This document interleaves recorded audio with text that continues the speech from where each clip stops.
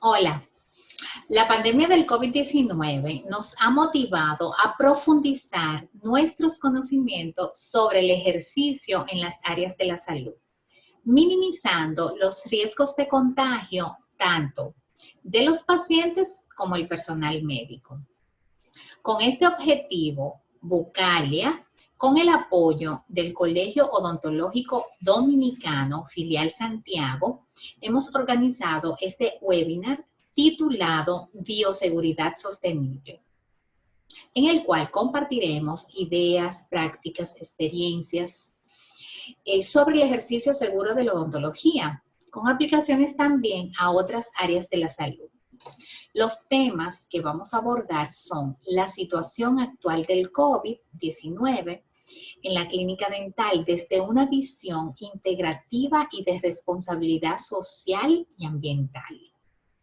Se hablará acerca de la fisiopatología y microbiología del COVID-19, la protección del personal de la clínica y del paciente, la protección y preparación de todos los elementos de la clínica, tales como los materiales, los sillones, compresores y otros.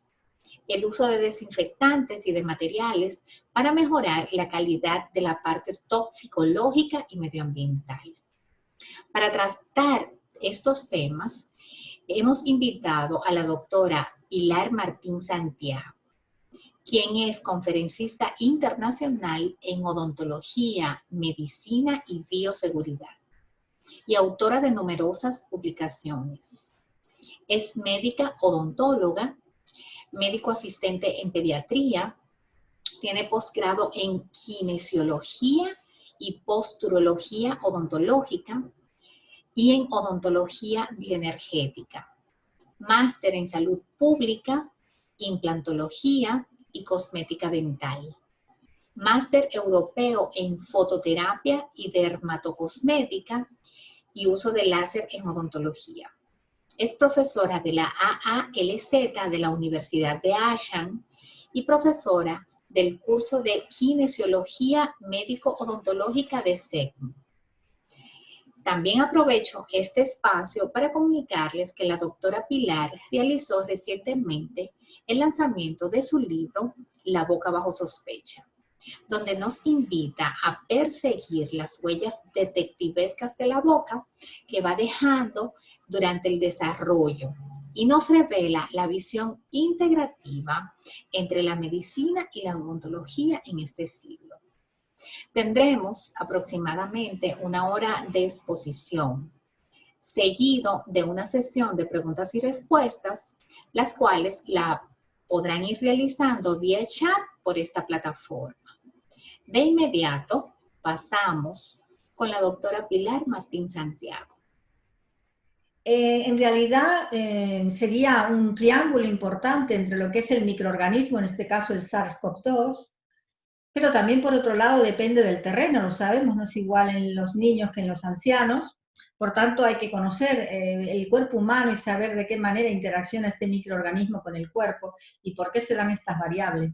Pero también afecta al medio ambiente y la geografía, porque no es lo mismo en África que en Europa, que en Latinoamérica, etcétera. Vamos también a intentar hacerlo con una visión de protección de la vida, de nuestra propia vida, pero también de la vida en el planeta, porque si no, no tiene sentido que estemos haciendo elementos para conservar la vida cuando estamos destruyendo el hábitat donde esa vida se tiene que desarrollar.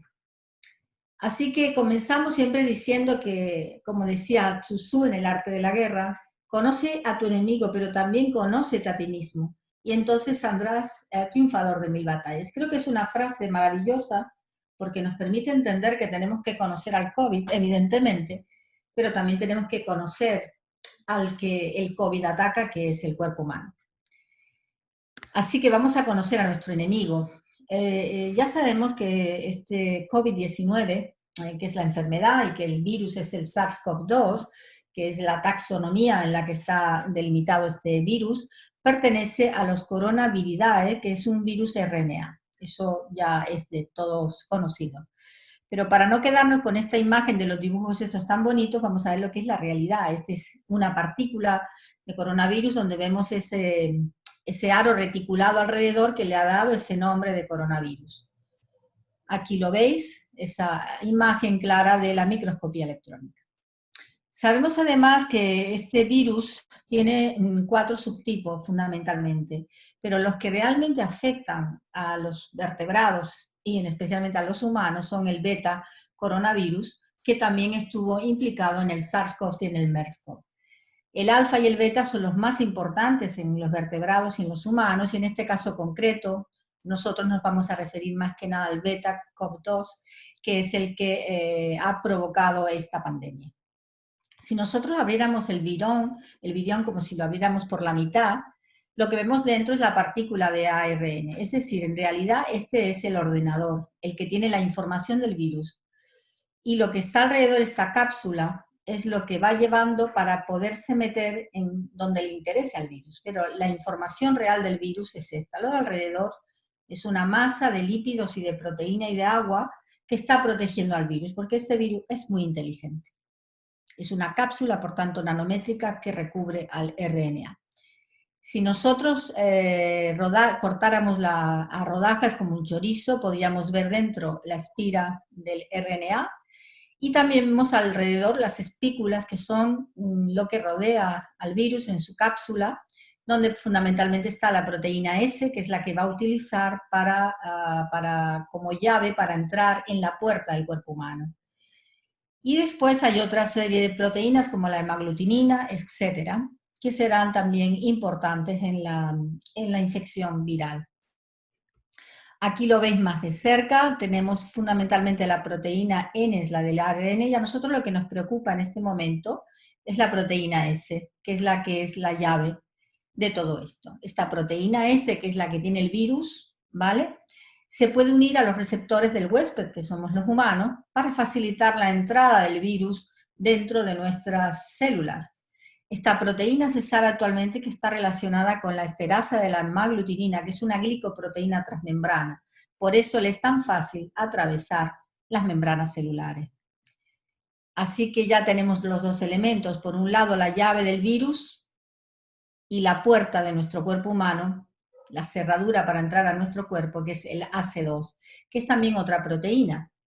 Entonces, lo que ocurre es que esta proteína AC2 comparte el mismo receptor del huésped que la enzima convertidora de la angiotensina humana, es decir, es la que se dedica a la producción de la angiotensina, que es la molécula que regula la presión arterial, la presión sanguínea.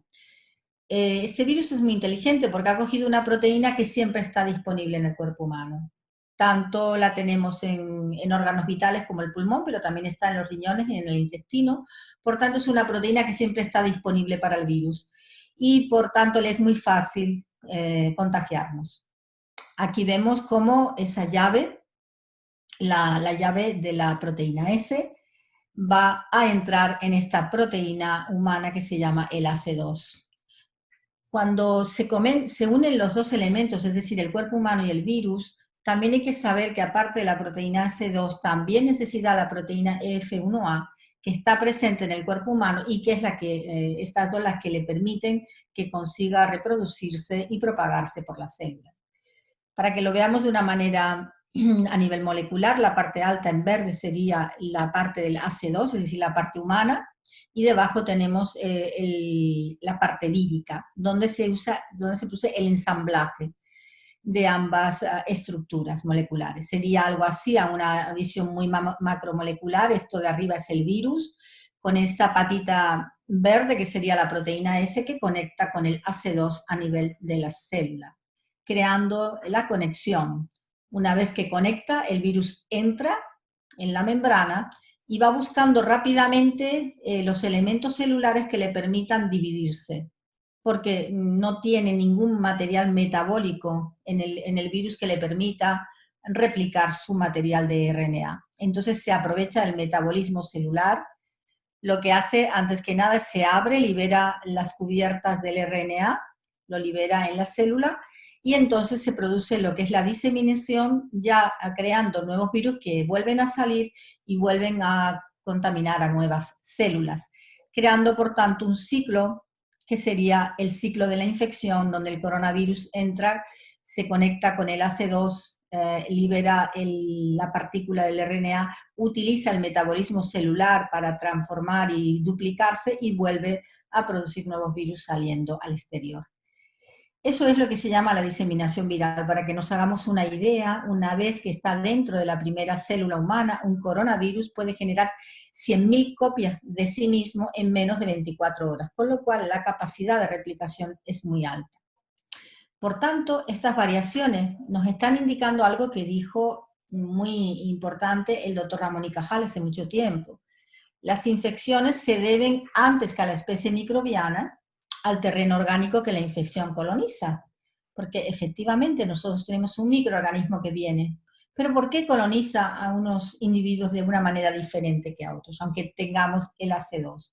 ¿Qué ocurre con estos receptores que tenemos en el cuerpo humano, que para unos son más sensibles y para otros no? Lo que sabemos hasta este momento es que los sistemas implicados que pueden causar estas enfermedades son fundamentalmente, ya lo dijimos, el alfa y el beta, y van a actuar en el sistema respiratorio, en el gastrointestinal y en el nervioso de los mamíferos, que también se sabe hoy día que puede afectar a los sistemas entérico, renal y hepático, y lo que está clarísimo ya para nosotros es que también afecta a la cavidad oral, de la que los dentistas tenemos tanto que decir. Fijaros aquí la expresión del AC2, como aparece fundamentalmente en intestino, en riñón, en los pulmones, también en la glándula tiroide, y ya hoy, con los nuevos estudios, sobre todo realizados en China y en Estados Unidos, hemos visto que hay expresión directa en las células epiteliales de la boca. Fijaros que hay receptores muscarínicos que tienen que ver con el AC2, que ya se saben, y hay muchísimos estudios acerca de la expresión de este AC2 en las células epiteliales de la mucosa oral. Por tanto, lo que sí sabemos es que hay un 15% de enfermos y un 85% asintomáticos. Por tanto, estamos ante un iceberg, porque solo estamos viendo la punta. Cuando vemos gente que enferma gravemente o que muere, realmente estamos viendo solo la puntita de la situación real que está pasando en nuestro país, porque lo que está sumergido es la gran cantidad de pacientes que no tienen síntomas o que tienen una enfermedad muy moderada y que pueden pasar desapercibidos. Fijaros en los estudios del Lancet, cómo habla de casos asintomáticos, sintomáticos pero leves, y luego una punta que es la parte de los severos y por supuesto una pequeña parte del ápice de este triángulo que es el número de muertes. Lo que sabemos ya es que las poblaciones de riesgo son los ancianos y los mayores de 70 años, pero fundamentalmente no es el componente solo de la edad, es que estas personas también tengan afecciones subyacentes de tipo crónico, ¿vale? Por ejemplo, sabemos que es mucho más importante en hipertensos, en las enfermedades cardíacas, también en los enfermos pulmonares. En el asma se planteó al principio que había más sensibilidad, pero sabemos que no, que en el asma lo que hay es una hiperreactividad bronquial, pero a nivel de los alveolos estos pacientes no tienen una patología importante y no se ha descubierto hasta este momento que haya mayor incidencia en pacientes asmáticos. Se relaciona también con la diabetes y la obesidad, porque también es cierto que todas estas enfermedades tienen mucho que ver con lo que es la parte circulatoria y la parte inmunitaria. Las enfermedades hepáticas y renales, y los inmunodeprimidos, pues por lo mismo, porque realmente tenemos una afectación importante de la parte inmunológica. Por tanto, podríamos decir que a este momento el 81% de la población es leve, hay un 13% grave y un 4,7% crítico. Dependiendo de los países, el número de muertes es inferior al 1% y se sitúa entre el 1 al 3% dependiendo de los países. En el campo de los niños, el 90 al 95% son asintomáticos. Y la prevalencia a nivel mundial es del 1 al 5%.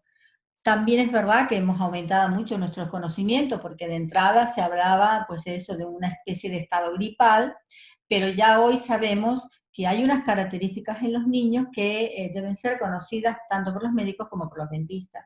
Tienen quizás más síntomas gastrointestinales y también se han detectado lesiones a nivel dermatológico. Más del 90% son asintomáticos, leves o moderados, no hay diferencia por sexo y afecta a todas las edades. Donde sí está claro es que los niños más chiquititos son los que tienen más tendencia a tener, digamos, un problema más grave. ¿Por qué en los niños se da menos que en los adultos? Se habla de que la inmadurez del sistema inmunológico de los niños puede generar una respuesta débil ante algunas infecciones, y esto es una de las cosas más importantes en el COVID, que hay una respuesta inflamatoria muy potente, que es la que lleva a la muerte a muchos pacientes. La mayoría de los niños han recibido otras vacunas antivirales que parece que generan una protección cruzada. Y también se ha especulado que los niños sean menos susceptibles al SARS-CoV en relación con los receptores ECA, que parece que son más débiles en los niños que en los adultos. Entonces, ¿por qué empeora la gente mayor? La realidad es que existen montones de mecanismos que están involucrados con el proceso del envejecimiento arterial, con la difusión mitocondrial y el estrés oxidativo, la regulación del calcio y aumento de las proteínas de ADN y la oxidación de lípidos, que parece que están muy relacionados con el estado inflamatorio y con la activación del sistema renina-angiotensina, que es justamente el que está implicado con este ACE2. Los cambios en la actividad o capacidad de respuesta de la renina-angiotensina también se sabe actualmente que se producen más con el envejecimiento. También hay una parte hormonal, porque hay una sensibilidad potencial que abre la puerta a la regulación de estas enzimas, que son receptores acoplados a la proteína G. Por tanto, existe una sensibilidad junto a la expresión en el músculo liso bronquial, en el hipocampo, en la corteza piriforme, en la médula espinal y en el sistema olfativo. También hemos escuchado que uno de los síntomas es la falta de olor y de sabor. Y bueno, van encajándose todos los elementos de nuestro conocimiento por qué ocurren estas cosas. Actualmente se habla precisamente de que el fenómeno de la edad está relacionado con procesos de isquemia, con la hiperglicemia, es decir, con el aumento de la diabetes, y también con el acortamiento de los telómeros y de la actividad de la telomerasa, que tiene que ver efectivamente con un deterioro de un estrés oxidativo que parece que es lo que genera mayor reacción inflamatoria en el cuerpo de las personas de más edad con lesiones crónicas. Las tasas de mortalidad, como ven, en los niños son bastante bajas, del 0,2 al 0,4, y entre 50 y 59 años aparece 1,3, que actualmente esta cifra es alta, porque hemos visto, por ejemplo, que en España las cifras se sitúan en el 0,56, porque somos 47 millones, y que claro, sí que aumenta en aquellos pacientes, por ejemplo, de más de 80 años, pero con enfermedades crónicas, así que el nivel de muerte puede estar en un 14%. Actualmente se habla que la tasa de letalidad está en 0,65 de media. La que nos falta, por tanto, es la interacción del terreno del cuerpo con el terreno del medio ambiente, que también afecta, porque sabemos que las alteraciones del ecosistema interno, como son la desnutrición, la sobrealimentación, el consumo de drogas, la medicación, pero también el externo, es decir, la contaminación, el cambio climático. Ahora está muy en discusión el tema y el efecto del 5G, la manipulación genética de los individuos que hace que el terreno se modifique, y por tanto estamos con una interacción entre lo que es el medio interno y el medio externo del planeta en el que vivimos, que también nos afecta. Las vías de transmisión ya se han ido aclarando mucho más, y está claro que fundamentalmente son las gotitas de Plujet, esas gotitas que vemos ahí, que nos hacen que en este estudio que presentó el Consejo de Dentistas de España veamos que la gripe tiene, por ejemplo, una capacidad de contagio de 1,28 y en el coronavirus es de un 2,68, es decir, bastante más alta. Las vías de transmisión fundamentalmente son la directa, la tos, el estornudo, es decir, la inhalación de las gotitas de Plujet. Y también pues por el contacto directo con las secreciones o las superficies contaminadas. También hay a través de la piel, nasal, oral y ocular, por las mucosas, la piel, sobre todo en las escariaciones, es decir, en cuando hay una pérdida de la integridad de la piel como elemento de defensa que tenemos, la penetración a través de agujas o elementos cortantes. Y ya también Holzhue en el 2020 nos habla de que se ha comprobado también transmisión orofecal y, como no, lo que habíamos comentado al principio de la boca. Los microorganismos en la clínica dental suelen ser sobre todo por el aire, porque nosotros tenemos un espacio muy corto cerca del paciente, podemos tener contacto directo con sangre o con fluidos del paciente, y también en casos muy extremos por el contacto cuando nos tocamos con la mucosa conjuntival, nasal, etcétera. Este sería lo que se comenta actualmente. Estamos ante bioaerosoles que tienen unos 20 minutos de permanencia en el aire.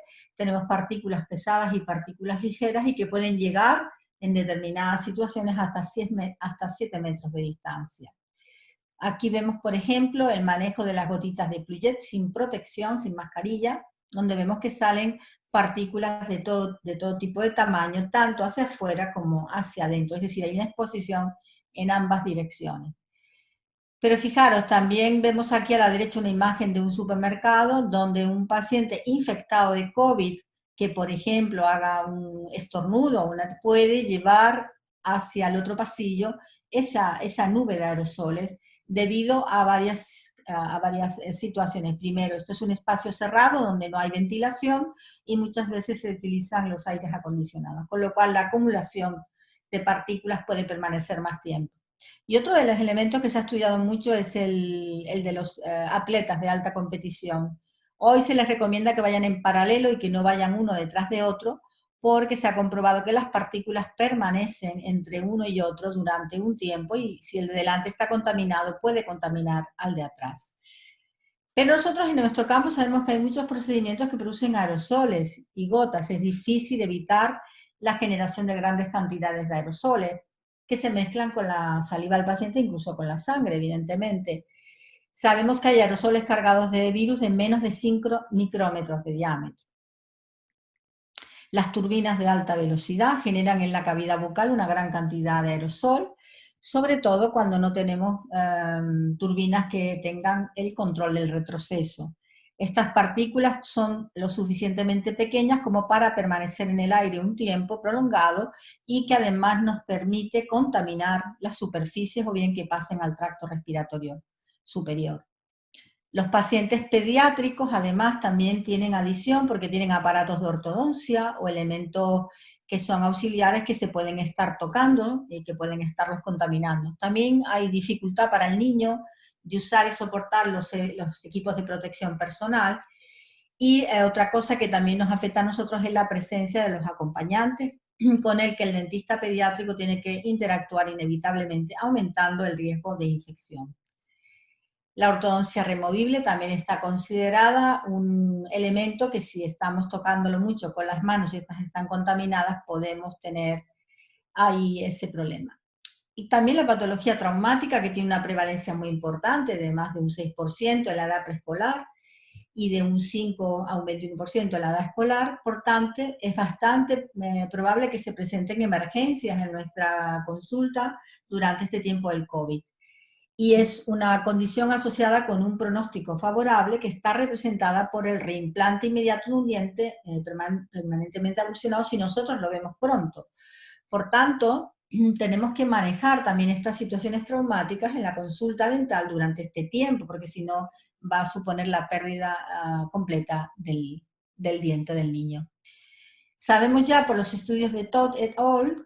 Y colaboradores que ahí está la presencia del virus en la saliva. La saliva sabemos que es rica en mucinas y glicoproteínas. Y la pregunta entonces que nos hacemos es, ¿existen receptores AC2 en el área de la boca? Pues ya podemos contestar contundentemente que sí. Se ha encontrado la expresión del AC2 en las células epiteliales de la mucosa oral y también en la lengua.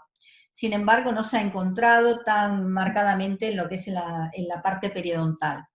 Por tanto, el riesgo más importante para nosotros es el tema de las células epiteliales, con menor expresión a nivel de la encía y de las bolsas periodontales.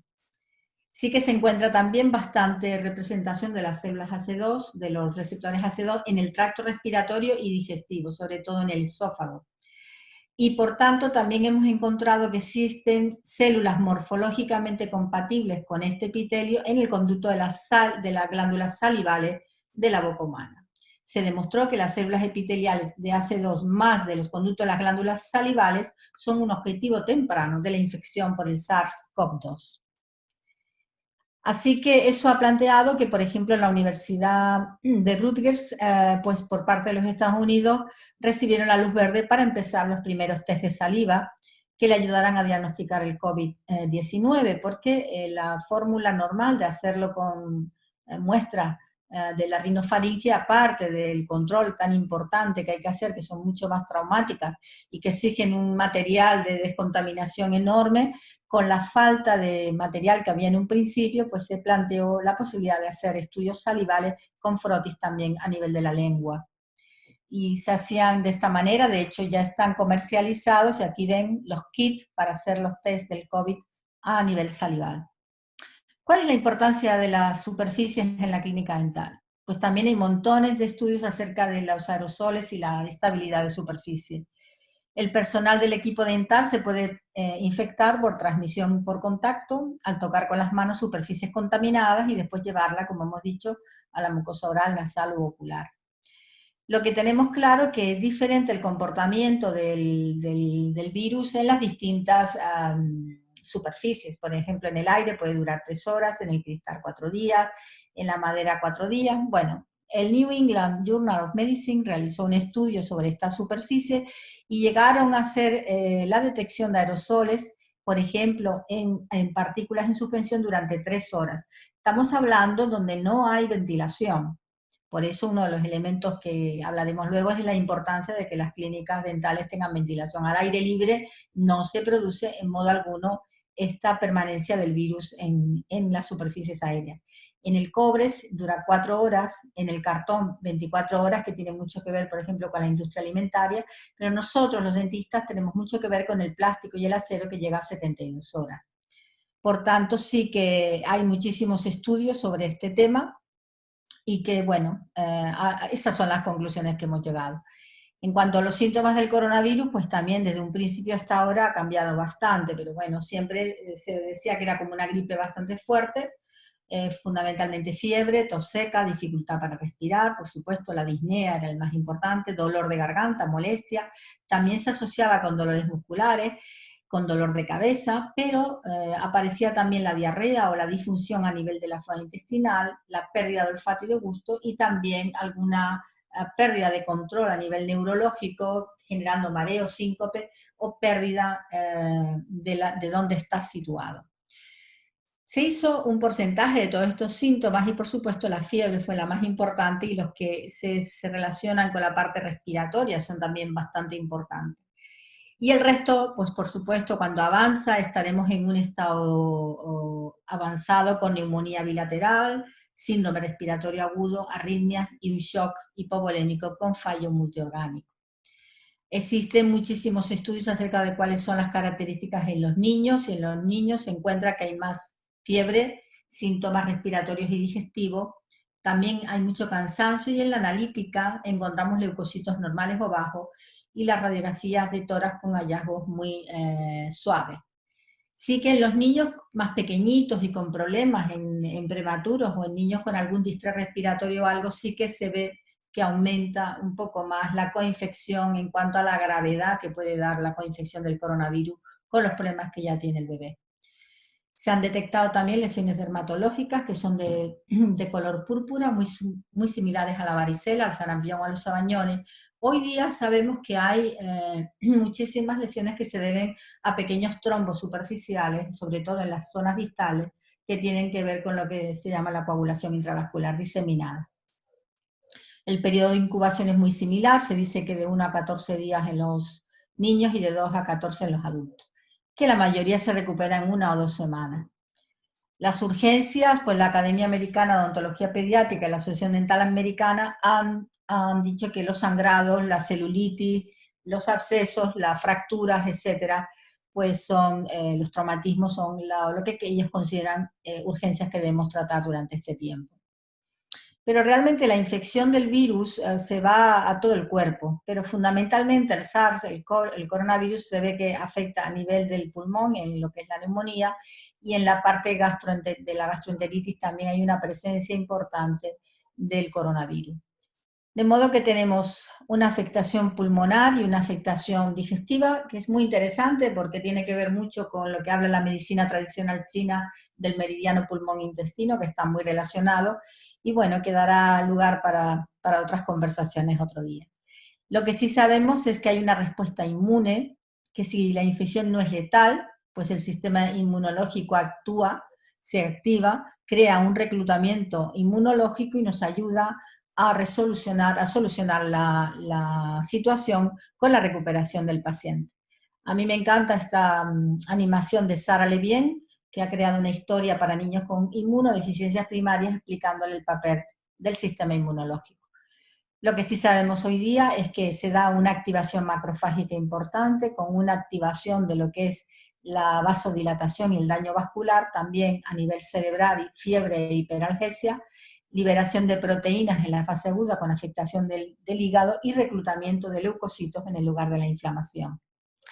En la zona crítica, pues ya llegamos a neumonía bilateral, a un síndrome respiratorio agudo, arritmia, shock, fallo multiorgánico, que es lo que se ha llamado la tormenta de citoquinas, y que a mí me gusta llamarla el tsunami de citoquinas, porque realmente creo que queda como más adecuado el nombre. En realidad, lo que se produce en ese estado inflamatorio severo es como si tuviéramos un incendio en la casa y estuviéramos dormidos, es decir, no nos da tiempo a actuar.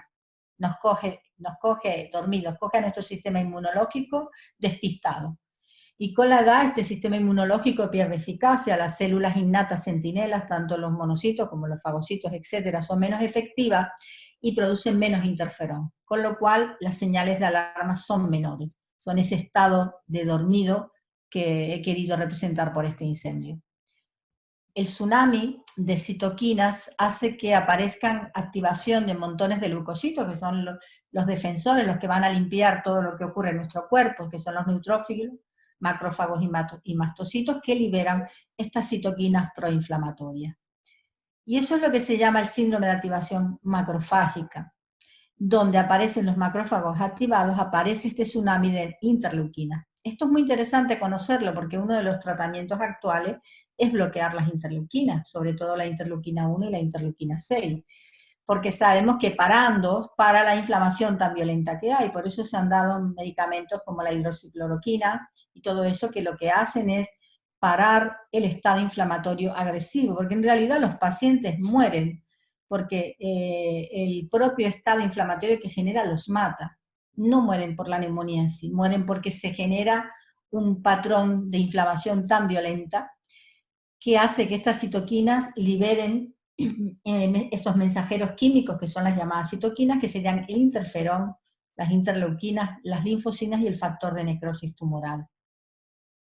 Esa infección letal entonces genera una liberación inmunológica con una respuesta exagerada. Aquí está la clave, es una respuesta extremadamente exagerada, con un aumento de la interleuquina 6, pero también de la interleuquina 1, con un tsunami importante de estas citoquinas que va a generar un daño de los tejidos y por tanto una muerte por fallo multiorgánico. Muy interesante este libro que recomiendo, la Cytokine Storm Syndrome, donde explica un poco a fondo para el que quiera tener más conocimientos acerca de esto, que lo pueda estudiar ahí. Lo que nos encontramos pues es estas imágenes en 3D reconstruidas a partir de la placa de un paciente con COVID. Estas son de un compañero de la isla de Lanzarote, donde vemos cómo se producen esas lesiones de condensación a nivel pulmonar, creando estados puros de fibrosis, con pérdida de la capacidad de manejo del aire en el pulmón. Actualmente están hablando, por tanto, de medicaciones que inhiban esta interleuquina, cómo parar este estado inflamatorio, y mientras esa famosa vacuna que no termina nunca de llegar, acordaros que la del SIDA todavía no ha salido adelante, pues lo que se está viendo como más prometedor va a ser el plasma de los pacientes que salen adelante, sobre todo en las 2 primeras semanas. Y hay muchísimos estudios acerca de todo este tema. Es un futuro inmediato ya, porque se está desarrollando rápidamente el plasma derivado, y a futuro y largo medio plazo el aspecto de la utilización de los anticuerpos monoclonales como una terapia efectiva contra el virus del COVID-16. ¿Qué podemos hacer mientras los científicos van aclarándose el panorama y qué podemos tener? Lo que está claro es que los pacientes, cuando tienen un estado normal de gripe, pues es lo de siempre, pues nos tenemos que tomar un paracetamol, la vitamina C, mucha hidratación, lavar bien la nariz, mantener hidratadas las mucosas, y solo en un pequeño porcentaje de casos los médicos se van a tener que enfrentar con este control del estado inflamatorio profundo y ver si el paciente necesita además intubación en la UCI. ¿Qué podemos hacer los dentistas? Pues vamos a tener que organizarnos de una manera muy diferente. Tenemos que cambiar mucho la recepción, ya tenemos que minimizarlo todo, ya no vamos a tener esas recepciones donde hay revistas y donde hay de todo, vamos a cambiar. Las zonas de paso, ventanas y puertas van a tener que ser controladas, tiene que controlarse la protección del equipo, vamos a tener que tener mucho control de las manos porque son el eje fundamental del control durante esta infección, también las superficies, el sillón, el cuarto de compresores, el control de los sistemas rotatorios, el manejo de los materiales, los nuevos materiales que se están planteando para utilizar, para minimizar la producción de aerosoles y, por supuesto, mejorar aún más de lo que ya lo hacíamos, el concepto de desinfección y esterilización, que realmente creo que somos uno de los profesionales que más hemos trabajado en este campo. La protección del equipo, hay distintas protecciones, desde la protección primaria estándar a la secundaria o a la protección terciaria o avanzada. Normalmente los dentistas nos situamos en la protección secundaria o protección avanzada con gorro quirúrgico, máscara quirúrgica, gafas protectoras, pantalla facial y uniforme que debemos ponérnoslo completo, incluso calzas para tapar los pies. Esto sería lo que se plantea actualmente, calzas, mascarilla quirúrgica con pantalla facial, bata, a ser posible impermeable, máscaras también, luego veremos que podemos utilizar también la mascarilla FFP2 o la FFP3, gorro, el pelo es una de las partes fundamentales porque es donde se depositan más aerosoles y debajo de esa bata nuestro uniforme corriente, el que usamos siempre. Esto para que veáis distintas compañeras de todo el mundo que me han mandado sus fotos, pues las distintas mascarillas, ya sean quirúrgicas o las FFP2, FFP3 con las pantallas faciales. Como ven la importancia del gorro. El truco de siempre que nos hemos visto todos es que se nos empañan las gafas con la mascarilla, con la pantalla, con todo. Este es un trabajo que yo recogí del Colegio de Cirujanos de Inglaterra, que utilizan una pastilla de jabón para pasarle a los cristales por dentro y por fuera, luego los secamos y hace que cree una fina película que evita la humedad y por tanto que no se nos empañen las gafas. Por supuesto, los EPIs, hay un EPIs para cuando estamos, digamos, con pacientes realmente que se han infectado, hay unos equipos súper especiales para utilizar en las unidades de UCI, que como ven, cuando están fuera de lo que es el paciente, también la llevan simplemente para poder, por ejemplo, en este caso que están diagnosticando, pues se pueden permitir el no tener las pantallas faciales. Sin embargo, en presencia de los pacientes, siempre hay que estar con pantalla facial. Por ejemplo, estas compañeras que se tienen su pantalla, pero el pelo lo tienen sin tapar. El pelo es muy importante porque es un elemento donde se acumula mucho. Y bueno, aquí tenéis a montones de compañeras, está la doctora Victoria de México, por aquí tengo uno de Irán, otro del Líbano, una de Colombia, que me han mandado fotos, y este es el doctor John Ceballos también. Bueno, pues ¿qué tipos de mascarillas tenemos los dentistas para poder utilizar? Fijaros lo importante que es una persona portador del COVID que no use mascarilla y otra persona que no use mascarilla tienen la posibilidad de contagio de un 90%. Cuando el portador del COVID no tiene mascarilla, pero el otro tiene mascarilla, baja un 70%. La mascarilla quirúrgica, como ven, el objetivo fundamental es evitar la transmisión. Por eso es lo ideal para los pacientes que tienen el COVID, puesto que son los que nos contaminan a los demás.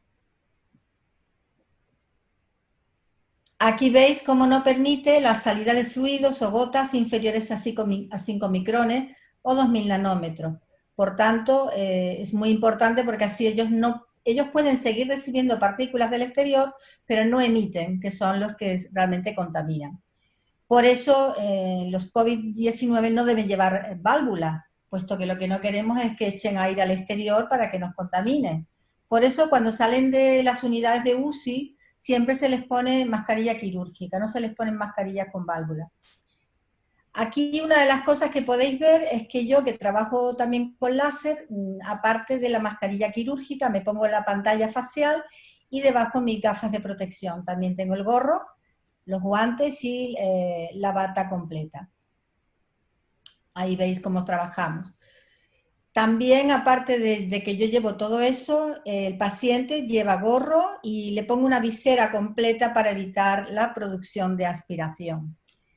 En cuanto a las mascarillas que se recomiendan, en el caso nuestro recomendamos la FFP2, que tiene un 92% de eficacia, y también la FFP3, que es la más adecuada, porque además evita los tóxicos de polvo, humo, aerosoles, bacterias, virus y esporas de hongo.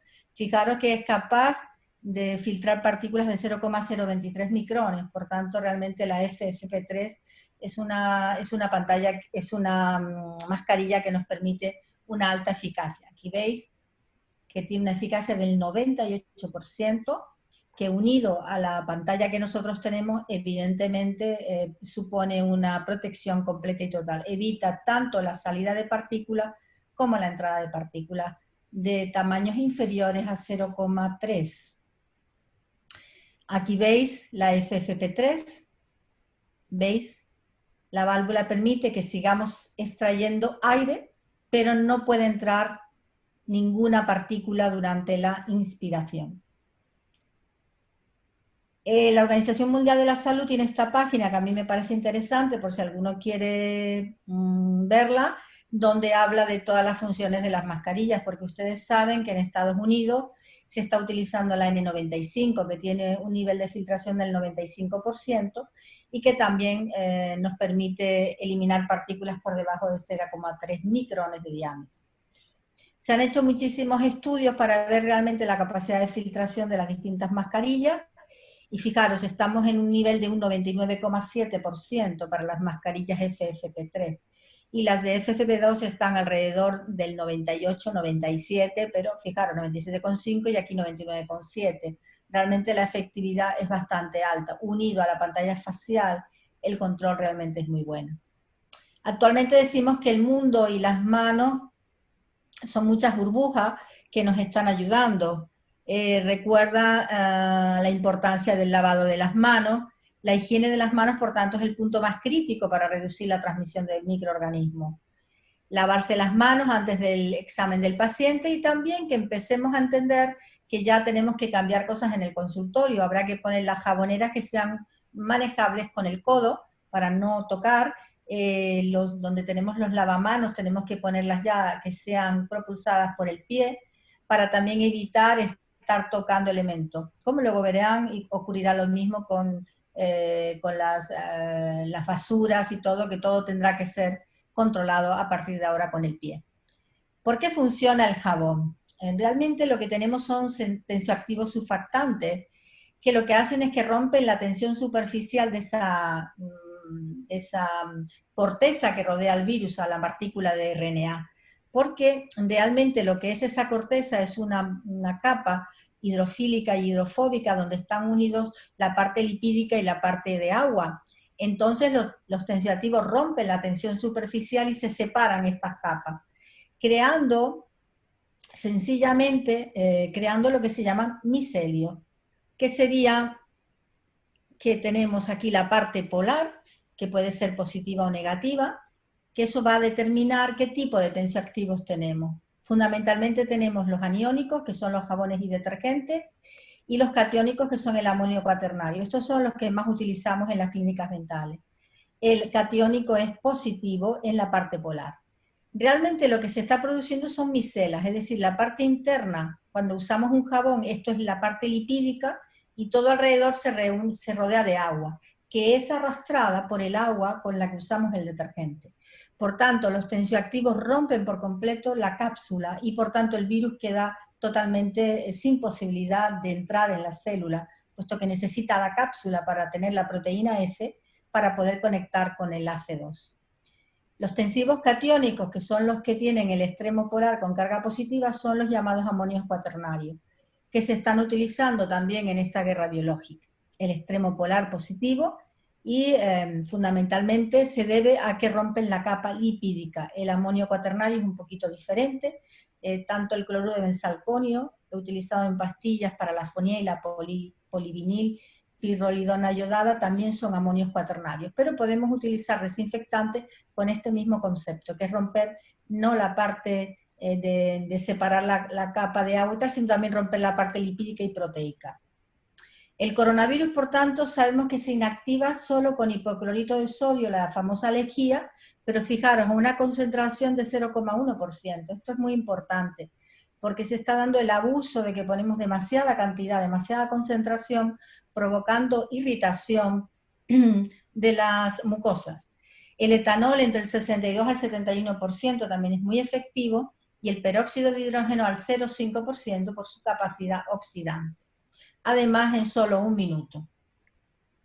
Se analizaron disoluciones como la lejía, el peróxido de hidrógeno, el etanol, el sopropanol, el cloruro de benzalconio y también el dicloroconato de clorhexidina, que la clorhexidina sola se vio que no era efectiva. Sin embargo, la clorhexidina unida a otros componentes sí tenía efectividad sobre el virus del coronavirus.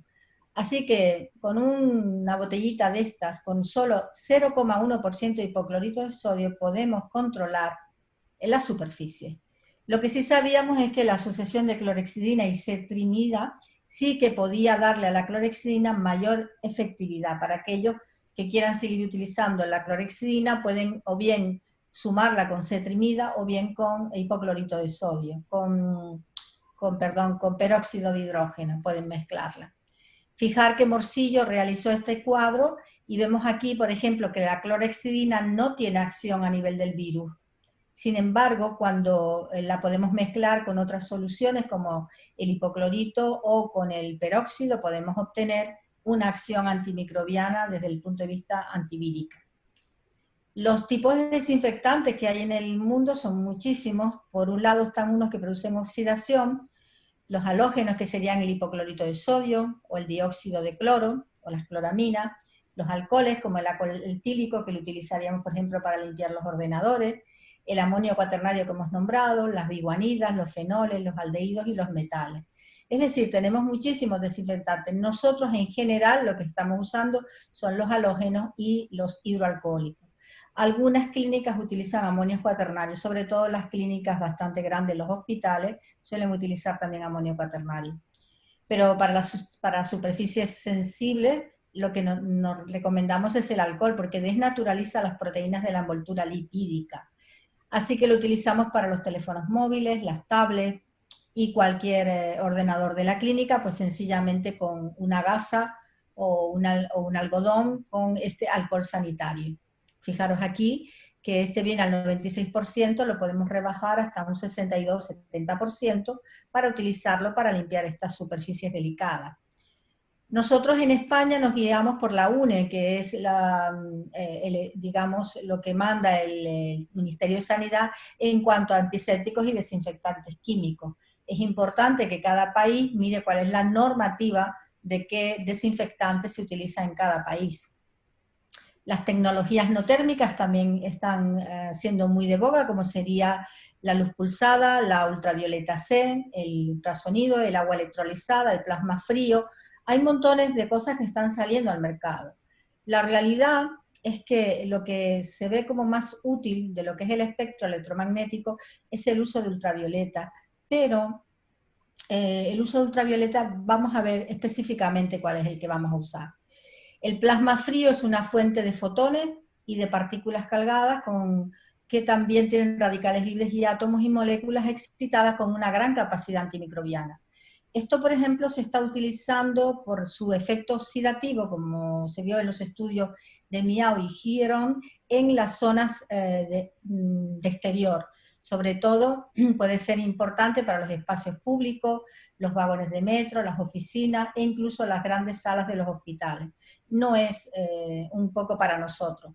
Pero sí que a raíz de eso se han sacado pequeños desinfectantes como estos ultravioletas que se utilizan para los móviles. Hoy lo que sí utilizamos son el ultravioleta, sobre todo el ultravioleta C. Pero el ultravioleta C, que tiene una capacidad, como ven aquí, sobre todo este, que es de onda corta, de 200 a 280 nanómetros, tiene una capacidad viricida muy importante, pero también tiene peligro para la piel y para el ojo. Por tanto, yo no recomiendo que pongan sistemas de ultravioleta en las clínicas dentales, salvo que sean de la forma que les voy a explicar ahora. Lo que sí está claro es que sí es verdad que inactiva el 99% de los microorganismos solo con una fluencia de 14 a 45 julios por metro cuadrado. Fijaros que podemos descontaminar desde un ordenador hasta un vagón de metro, tanto en la parte externa como en la parte interna del vagón, con estas cámaras gigantescas de ultravioleta C. ¿Vale? Sí que el más utilizado en el mundo es la longitud de onda 253,7 nanómetros, ¿vale? Que es la que más se usa, que por ejemplo yo lo recomiendo para comprar estos roperos donde tú metes la ropa, el gorro, los guantes, todo, y que lo descontamina. Nosotros tenemos hoy día roperos de ultravioleta que cuando tú cierras la puerta se enciende y cuando abres la puerta se apaga, para evitar el que tengamos exposición en la piel o en los ojos. También veremos que estos ultravioletas se pueden utilizar, por ejemplo, para descontaminar el aire de los compresores, como luego veremos. Fijaros, este es el ultravioleta Grey, que son también pequeñas maletitas que tienen ultravioleta C. Ahí podemos meter, por ejemplo, el instrumental de ortodoncia o el instrumental que queramos y en 10 segundos esteriliza cualquier, pero tiene que ser en espacios cerrados. No puede ser esas bombillas que está poniendo la gente en lugares porque cree que el ultravioleta C puede descontaminarlo todo, porque tiene sus peligros. Por tanto, estas bombillas yo no las recomiendo actualmente en las clínicas dentales, pero sí recomiendo estos armarios, que son armarios de esterilización que permite tanto descontaminar ropa, por ejemplo, en los vestuarios, como tener alguno pequeño para lo que hemos dicho, para descontaminar elementos que nos hagan falta en la clínica con bastante asiduidad. Y que no tengamos tiempo y tampoco sirva estar metiendo en autoclave, ¿vale? Puede ser una ayuda muy interesante. Fijaros que el ultravioleta se utiliza además para descontaminar también la parte del aire y la parte de agua, en algunos sitios, sobre todo por la capacidad de matar algas. Pero en el campo nuestro lo más que se están utilizando son estos robots para descontaminar, pero tiene que ser que cuando tú terminas, que esto se usa mucho en los hospitales grandes, se descontamina completamente con el ultravioleta C toda la sala, pero no puede haber ninguna persona dentro, ¿vale? Eso que he visto de que hay gente que dice, no, no pasa nada, te pones unos bombillos, no, porque tiene capacidad cancerígena y además afecta al globo ocular. En el campo de los aspiradores y los compresores para mí es una parte muy importante, porque estamos todo el día protegiéndonos con máscaras y todo, y resulta que el aire que llega a nuestro sillón llega de un compresor. El 99% de las clínicas dentales, por lo menos en España, yo no puedo hablar de los demás países, tienen el compresor y el aspirador juntos, en un cuarto pequeño, normalmente sin ventilación. Con lo cual, el aire que sale de un lado contaminado entra en el que va a entrar a nuestro sillón. Por eso sí que es importantísimo que controlemos qué aire es el que está llegando, porque ese sí que es potencialmente peligroso. Fijaros, hay fórmulas como esta de poner una bombilla, un tubo de ultravioleta C, pero tienes que tener el control absoluto de que cuando van a entrar se apaga, para que no haya problema con las personas. Por eso a mí me gusta más este segundo que veis aquí, que es un ultravioleta cerrado. Aquí estáis viendo un poquito la luz, esto es lo que se llaman los armónicos, porque cuando el ultravioleta llega al pico de 253, primero ha pasado por unas fases de visible, ¿vale? Que son armónicos, y esos no dañan al ojo, por eso no hay problema que aquí no se está viendo el ultravioleta, se están viendo los armónicos. Y cuando tú estás teniendo el aire, pasa todo por aquí y va a tu sillón completamente esterilizado. Estos aparatos sí que son interesantes y no son tan caros, yo no sé realmente cómo estarán en el mercado americano. En España está alrededor de unos 200 euros la colocación de un ultravioleta para descontaminar el aire que llega a nuestros sillones dentales. En cuanto a la aspiración, lo que yo recomiendo es que tengan salidas al exterior, ¿vale? Y así que tenemos la unión del ultravioleta C de 253,7 más la ventilación asegura que nosotros tenemos un aire completamente limpio en nuestras instalaciones de aspiración y compresor de las clínicas dentales. Eso para mí es muy importante porque estamos evitando la contaminación cruzada, que esa sí que es real.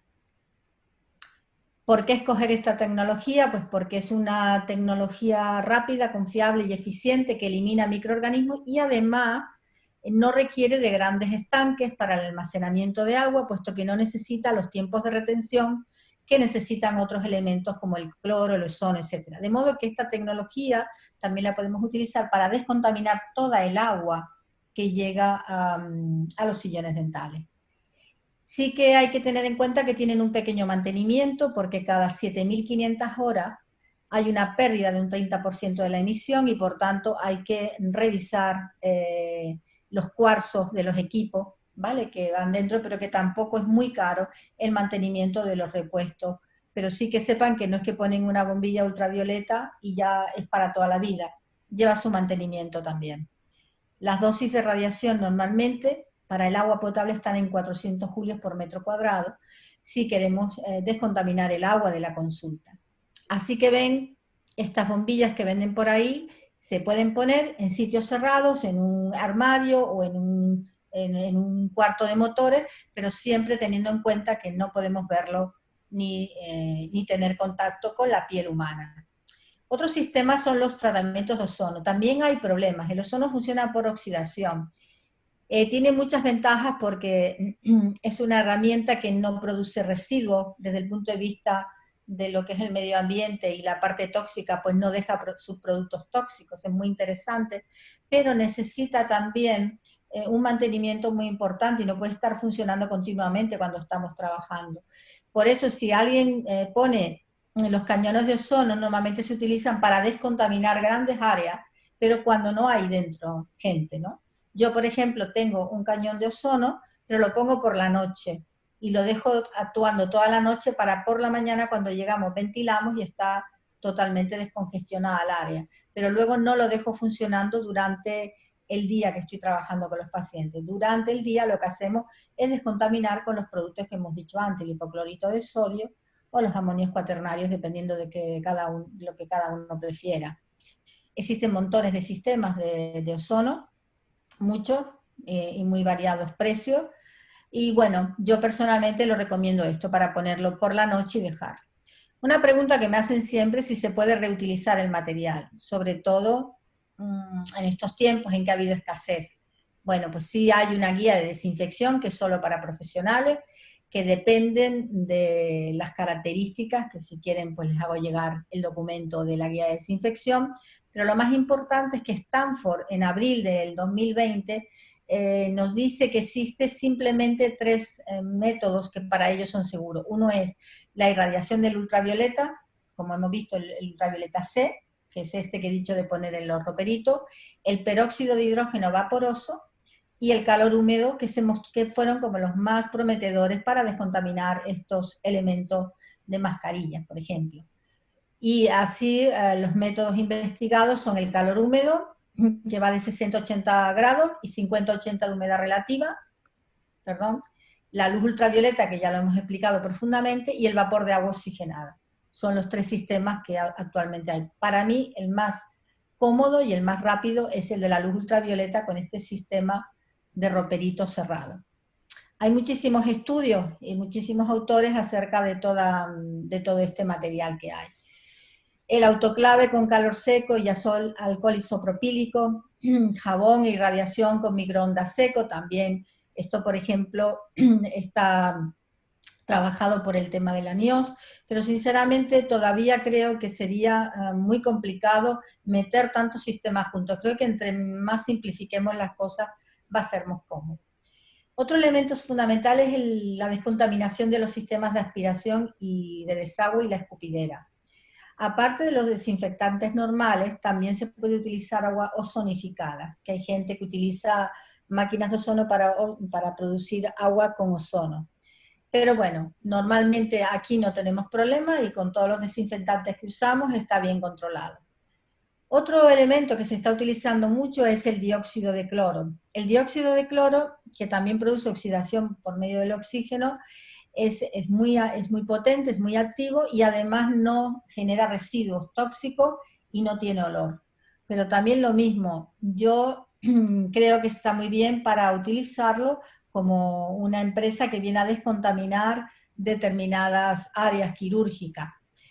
Las principales características del dióxido de cloro con respecto al hipoclorito es que es un gas más denso que el aire, ya saben que es de color amarillo, tiene mayor capacidad oxidante frente a bacterias, virus y esporas, y además necesita cantidades muy pequeñas y ofrece la ventaja tanto para desinfectar el agua como para los circuitos de agua caliente. También se puede utilizar para el aire y para las superficies, ¿vale? Y las dosis son muy bajas, a 0,1 parte por millón. El dióxido de cloro se hace mediante flujo electrónico. Fijaros que en el mundo se está utilizando muchísimo para el control de las aguas potables, para la industria láctea, se utiliza mucho en la alimentación, para el control de las granjas avícolas, las gallinas, la industria papelera y la celulosa, las aguas residuales se están controlando con el dióxido de cloro, también para las torres de refrigeración y para grandes hospitales y clínicas. Fundamentalmente tiene un fortísimo aplicación en el control de las frutas y hortalizas, porque se las pueden esparcir por encima y no dan olor ni generan residuos tóxicos.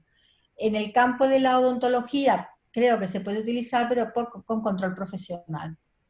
Y aquí, por ejemplo, veis, esta es la que utilizamos en Canarias, que es la STC, que es una compañía que se dedica a venir y a descontaminar pues, el edificio entero, las paredes, las ventanas, todo, que se pueda hacer cada X tiempo si lo creemos oportuno. Una de las cosas que también hacen mayor control es que hagamos mayor uso de la técnica a 4 manos, porque es muy beneficiosa para el control de las infecciones. Aparte de lo que hemos estado hablando del control de la desinfección, el hecho de que nosotros tengamos este sentido horario del manejo de la mesa y de los instrumentales hace que evitemos las contaminaciones cruzadas. También hay un montón de artículos acerca de cómo proveer el cuidado dental en el campo de la odontología infantil, y entre ellos una de las cosas más importantes es el uso del dique de goma, tanto por supuesto en adultos como en niños. Sabemos que el dique de goma va a disminuir significativamente el uso de aerosoles. Fijaros que disminuye un 70%. Si a eso le unimos una succión de alto volumen, pues vamos a tener un control bastante fuerte de los aerosoles. Yo recomiendo también el papacarie, que es un sistema enzimático para remoción de la caries, es decir, primero elimino con el papacarie, el gel, todo lo que puedo la carie, y ya solo con el láser o con la turbina, lo que cada uno utilice, elimino el poquito de caries que queda. Es un gel que me permite la remoción de la caries porque son enzimas que disuelven el contenido de la caries, que son fundamentalmente a base de papaína. Se aplican unas gotitas, se deja actuar entre 30 segundos a un minuto y luego con una cureta o cucharita eliminamos la dentina enferma que ha quedado disuelta. Es muy interesante porque es mínimamente invasivo en el sentido de que protege la dentina que es mineralizada. Aquí veis cómo actúa la papacaries, cómo podemos eliminar fácilmente los trozos que tienen caries, y como es 100% selectivo, puesto que solo ablanda el tejido dentinario que está desmineralizado, puesto que tiene la ausencia de una proteína plasmática, que es la alfa-1 antitripsina, que impide que haga una acción proteolítica en los tejidos que tienen una mineralización normal. Por eso decimos que es selectivo, que solo elimina el tejido que está realmente mal.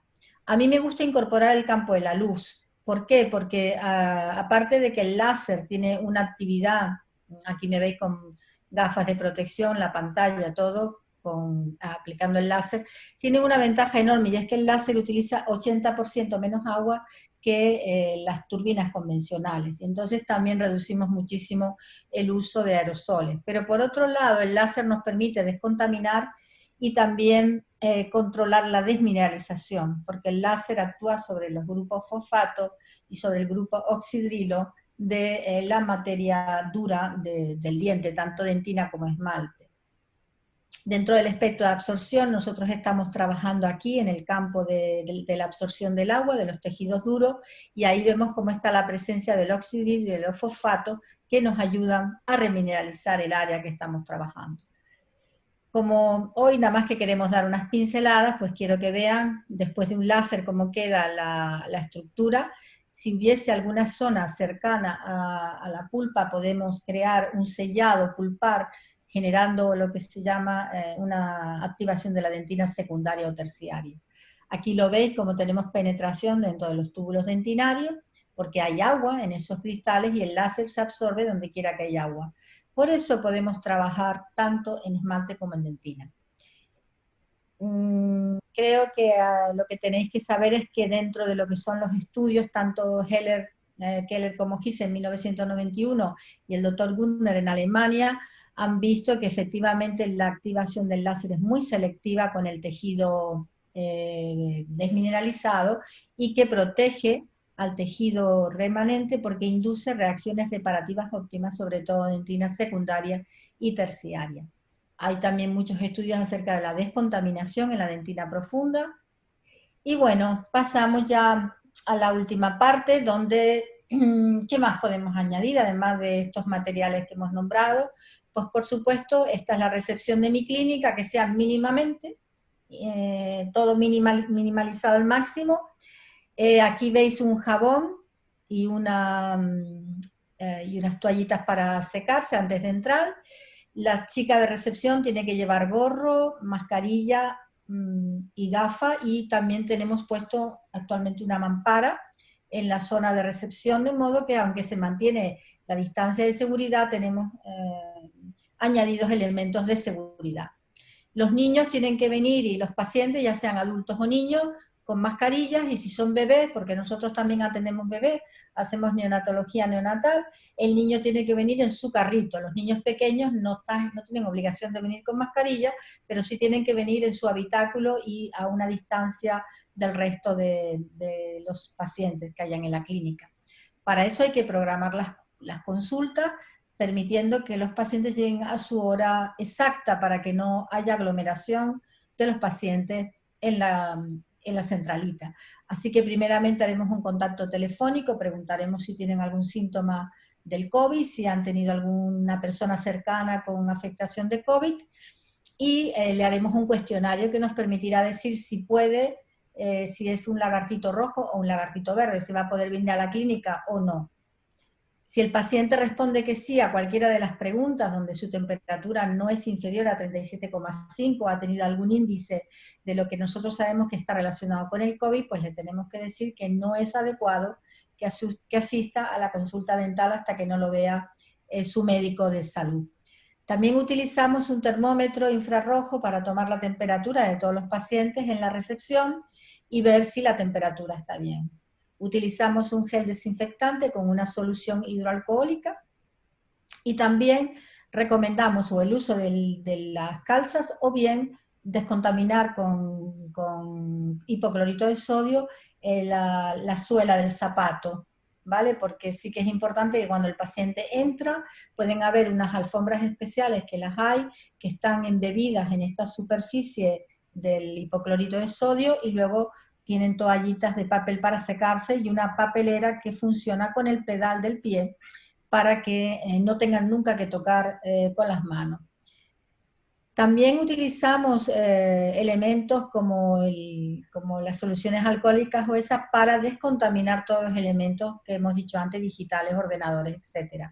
Se recomienda que haya un solo bolígrafo para el paciente, que ese bolígrafo se pueda descontaminar, y un bolígrafo para la persona que está en recepción, que también lo pueda descontaminar fácilmente.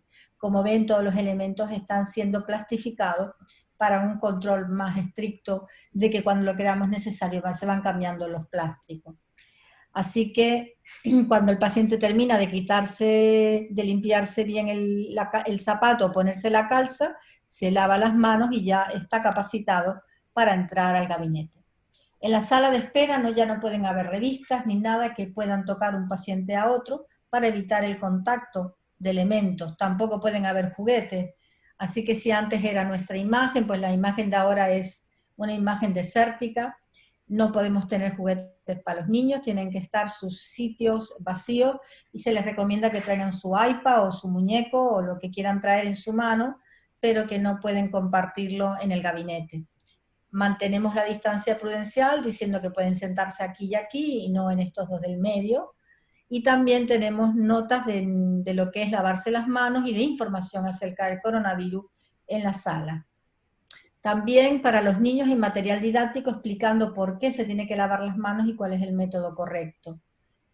Que nos permite acercarnos a los niños de una manera menos dramática para que entiendan mediante también el juego cuál es la situación del coronavirus y quitarle esa tensión tan grande que a veces generamos. Por supuesto, siempre con un mensaje positivo de que todo va a salir bien a pesar de todas estas medidas, que es un bicho que vamos a controlar, pero no aportarles a los niños ese nivel de miedo. Pueden venir con su muñequito y yo siempre les pongo una mascarilla al muñequito para que entiendan el juego de lo que es protegernos unos a otros. El niño viene con su propio libro o con su propio iPad para estar en la sala de espera. Y entonces les inculcamos en la necesidad de que traigan estas cosas ellos mismos. Los pacientes pequeños que tengan algún problema de tipo respiratorio tienen que venir con sus elementos respiratorios a la clínica también, y no se recomiendan que haya nada de bebidas, ni ninguna ninguna máquina de bebida, y que esté todo completamente vacío para el control. Eso hará que el niño vea que la vida en la clínica pues es similar a lo que está viendo en la calle, porque todos en la calle llevamos mascarillas, y para que el niño no entienda que esto es un lugar de agresión, sino que es la misma continuidad de lo que estamos viviendo afuera. Fijaros que en las escuelas en China también se está descontaminando y también se mantienen espacios de un niño a otro.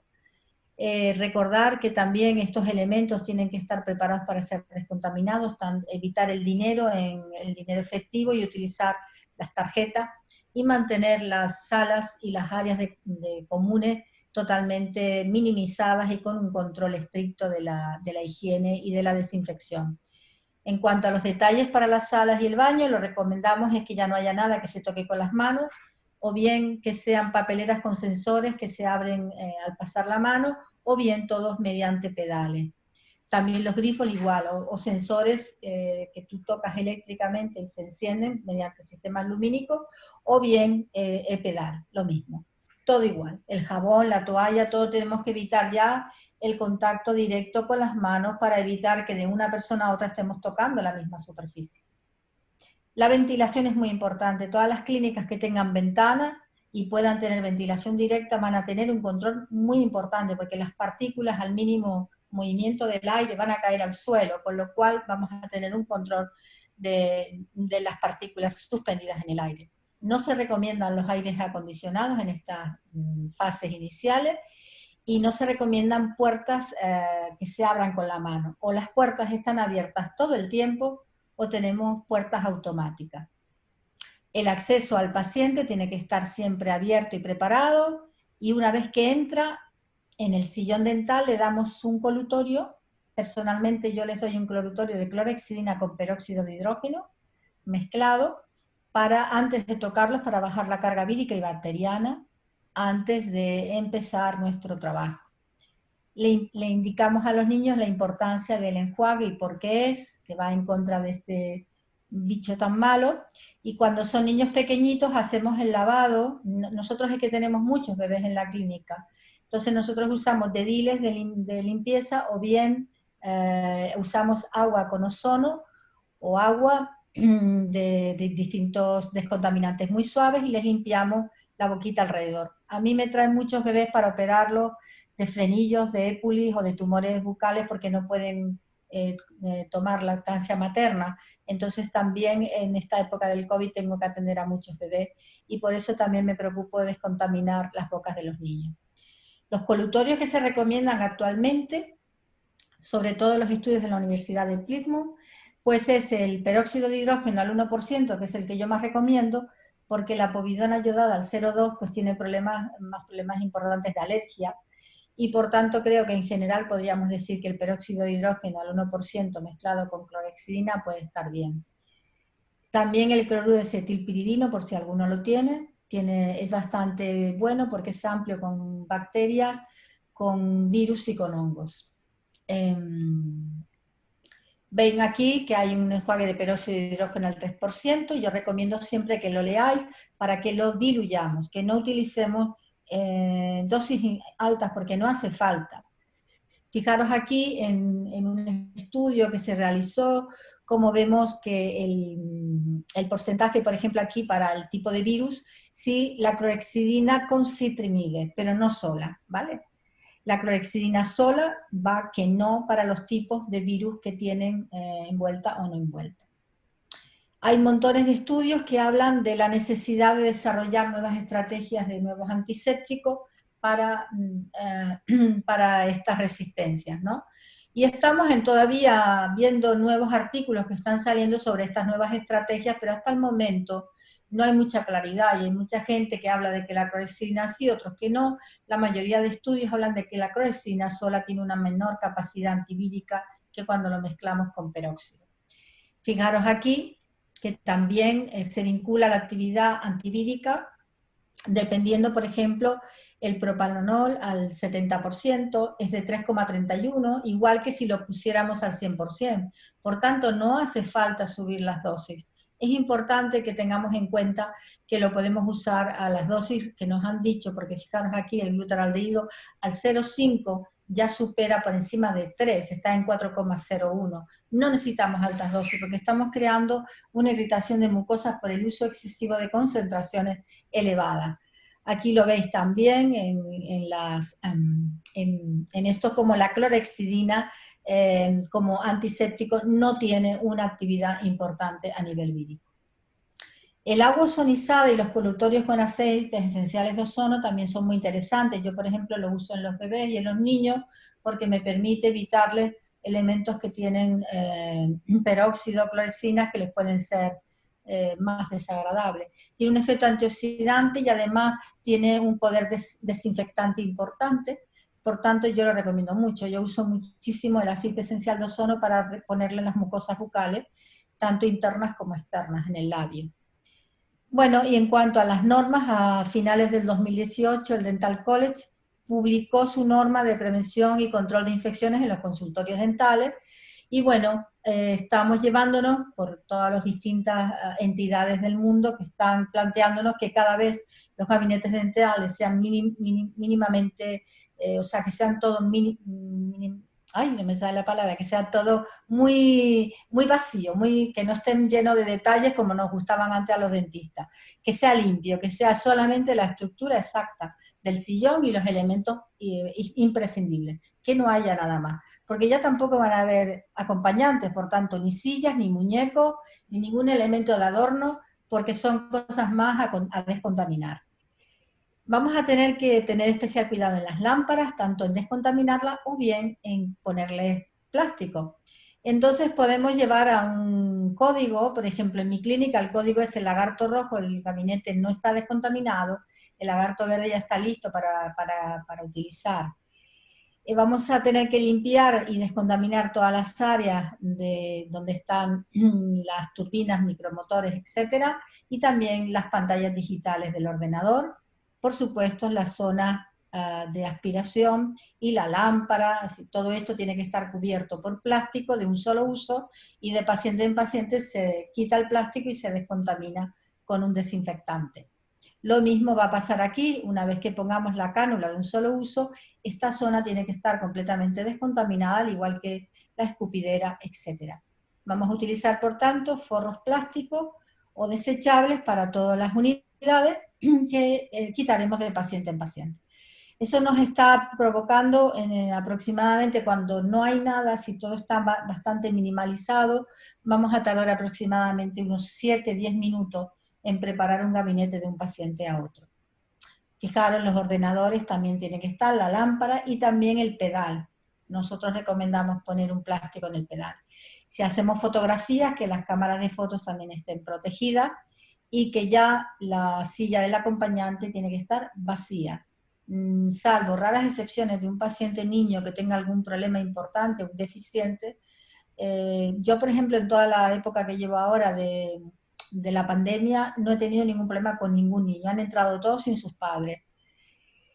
Una cosa interesante que no nos habíamos dado cuenta es la regulación de la altura del asiento, porque una vez que te sientas con todo este rollo, luego resulta que la silla te queda abajo tal. Estamos intentando que nos incorporen a todo el control de regulación de la altura con el pie, para no tener que tocar nada con las manos. Los eyectores de saliva doble y de alto volumen, que generan menos gotas y aerosoles, también se recomiendan. Yo utilizo un sistema como este, que ahora les enseñaré. Y ven, aquí viene un paciente que me vino en urgencias, aparte de que se ha lavado, de que se ha puesto el gel de hidroalcohol en la mano y se ha enjuagado, yo le pongo unas gafas. fundamental. A partir de ahora no se puede atender a ningún paciente sin gafas de protección ocular. Por dos motivos. Uno, porque le puede caer cualquier sustancia de las que nosotros usamos, y por otro lado, porque la mucosa ocular es una mucosa receptiva para la contaminación por el virus. A mí me gusta el biofilter y yo lo tengo. Nosotros tenemos 4 biofilters en cada sillón y se descontamina por sistema químico, y mientras se va descontaminando uno tengo 3 más. Con lo cual son de plástico, no se usan en autoclave, pero nos ayudan, aquí ven cómo lo colocamos, y hay una aspiración frontal de la zona que estamos trabajando, con lo cual disminuye mucho la producción de aerosoles. Las radiografías intraorales saben que no están recomendadas, que durante la parte, digamos, más grave de la pandemia debemos usar los ortopantomógrafos y que debemos descontaminarlos con toallitas o con sustancias hidroalcohólicas de paciente en paciente. Porque meter una intraoral puede desencadenar la tos o mayor contacto con los fluidos orales. Así que, bueno, protegemos la zona de los ortopantos. En cuanto a la desinfección y esterilización, yo creo que lo vamos a nada más que muy rápido, porque eso lo hacemos de siempre en la clínica. Lo único que se puede incorporar a lo que hacemos ya es, por supuesto, la zona de sucio y la zona de limpio. Eso lo tenemos que delimitar mucho más que antes. Y podemos incorporar un ropero de ultravioleta para el último paso, pero lo único es lo de siempre, que los dentistas esto lo hacemos súper bien. Tener primero la parte química, luego el secado, luego la parte de embolsar, como siempre hemos hecho, ¿vale? La verdad que esto simplemente creo que algunos han incorporado limpiadores enzimáticos, otros han incorporado aparatos de ultrasonido, cada uno ha ido incorporando cosas, pero yo creo que en este sentido lo tenemos bastante claro. Embolsar, y, como siempre, que estén en muy buenas condiciones los filos de los instrumentos, controles de esporas para la parte del autoclave, y bueno, y también muy importante ponerle la fecha y los controles de espora, porque hay una caducidad de los materiales que debemos tenerlo en cuenta. Los contenedores metálicos, por ejemplo, 6 meses, y la triple barrera, tela y tal, 3 meses, porque a veces tenemos en los cajones y no nos acordamos, por lo tanto hay que marcarlos, y si pasa de los 3 meses volver a hacerle un recuerdo del autoclave. Por supuesto, todo el material tiene que estar autoclavado y guardado así en los cajones, como ven, como siempre hemos hecho, y tiene que estar etiquetada la fecha para tener control. Una de las cosas que sí recomiendo es que tengáis siempre en todos los cajones, veis, tanto los paños quirúrgicos, todo está embolsado, que tengamos dentro una pinza estéril, porque a veces estás trabajando con el paciente y se te olvida, ay, no cogí el papel articular, no cogí tal cosa, y estás tratando a un paciente que lo estás tocando. Entonces, si entras y abres el cajón y tocas, ya vuelves a contaminar toda el área. Por tanto, podemos coger una pinza estéril y tenerla preparada para si nos falta un algodón o un papel articular, y no estar contaminando todo lo demás, que sería este elemento, ¿no? Una pinza preparada que nos permita actuar de una manera más rápida para coger cualquier elemento. Tener varios instrumentos preparados para los composites que nos permitan descontaminar adecuadamente de un paciente a otro. Y, por supuesto, todo el material de laboratorio no puede salir de nuestra clínica sin estar descontaminado con hipoclorito o con un glutaraldehído, y también debemos exigir al laboratorio que cuando nos envíe el material de regreso tiene que venir embolsado y especificado que lo ha descontaminado. Nosotros, por supuesto, usamos todos los materiales, como ven, están embolsados y están perfectamente almacenados, porque se han hecho estudios de crecimiento bacteriano en estas muestras de silicona o de alginato y se han encontrado crecimiento. Si nosotros usamos el glutaraldehído al 2%, antes de enviar las muestras podemos tener la seguridad de que no estamos contaminando ni al protésico ni el protésico a nosotros. El instrumental de aire rotatorio que no esté provisto de válvula antirretorno puede aspirar detritus, bacterias y virus. Por tanto, recomendamos enormemente que todo lo que podamos utilizar instrumental rotatorio que tenga válvula antirretorno. Eso también sabemos que está bajando mucho la cantidad de aerosol contaminado. La turbina dental es un instrumento rotatorio de alta velocidad que va entre 10.000 a 50.000 revoluciones por minuto. Por tanto, es muy importante que tengamos en cuenta lo del antirretorno. Las turbinas antirreflujo, por tanto, ya son un elemento fundamental en la lucha contra el COVID. Las turbinas llamadas antirrotación, por tanto, debemos tenerlas especialmente en cuenta en nuestro trabajo. Los estudios de Samaranayake y de Peiry son muy interesantes acerca del control de la hepatitis B y de los virus actuales. También recordar el control de todos los instrumentos rotatorios por detrás, aparte de lo que hacíamos de las asistinas y el control de aceite, pues también el control de los conectores para que estén perfectamente descontaminados. El instrumento y los artículos reutilizables deben ser tratados, limpiados y esterilizados adecuadamente con nuestro protocolo habitual de desinfección y esterilización. En caso de tener que atender a algún paciente que realmente sepamos que es COVID y que está en una situación de una alta cantidad de virus, se utilizan las turbinas one shot, que son de un solo uso, ¿vale? Pues es sobre todo para aquellos pacientes que tengamos que hacer por motivos de una urgencia, una cirugía. Imaginaros que un paciente de COVID tenga una infección grave, un absceso o una extracción que tengamos que quitar porque realmente tiene una situación preocupante en esa área, pues hay posibilidad de tratar con turbinas de un solo uso. Por último, este virus también ha traído mucho plástico y es el manejo de los residuos tóxicos. La actividad de nuestros centros genera también residuos peligrosos, que son peligrosos para nosotros, pero también para el planeta. Por tanto, tenemos que tener en cuenta que debemos tener un gestor autorizado por la Agencia de Medio Ambiente para la recogida, como lo hemos hecho siempre, porque hace mucho tiempo que por lo menos nosotros en Canarias llevamos también la recogida de mercurio, de las amalgamas y también de los carpules y de las agujas. Pero fijaros, este es el panorama actual de muchas playas del planeta, donde el uso de plásticos ha sido desbordante enormemente y está creando una enorme toxicidad en el planeta. Pero también estamos ahora ante el COVID encontrando que pescamos en los mares mascarillas y guantes de una manera exagerada, porque la gente no tiene pudor a la hora de tirar al mar o a los parques cualquier elemento de estos en vez de llevárselo en su bolso y tirarlo en un lugar adecuado. Fijaros que las Naciones Unidas estiman que hay 13 millones de toneladas de plástico que son arrojadas al mar cada año y que la mitad del plástico producido a nivel mundial es de un solo uso. Eso me ha hecho a mí plantearme muchas cosas, porque ahora con el COVID nosotros hemos aumentado de una manera alarmante la cantidad de plástico. Fijaros, en el Mediterráneo 570.000 toneladas de plástico se vierten cada año, que es equivalente a 33.800 botellas de plástico cada minuto. Realmente tenemos que tener en cuenta que en Italia, durante la desescalada, se necesitará 1.000 millones de mascarillas y 500 millones de guantes por mes. Si no tenemos control de ese material, vamos a crear una contaminación de la que ya estábamos empezando a tener conciencia, pero ahora, como estamos con este pánico y con este tal, nos estamos olvidando de seguir cuidando al planeta.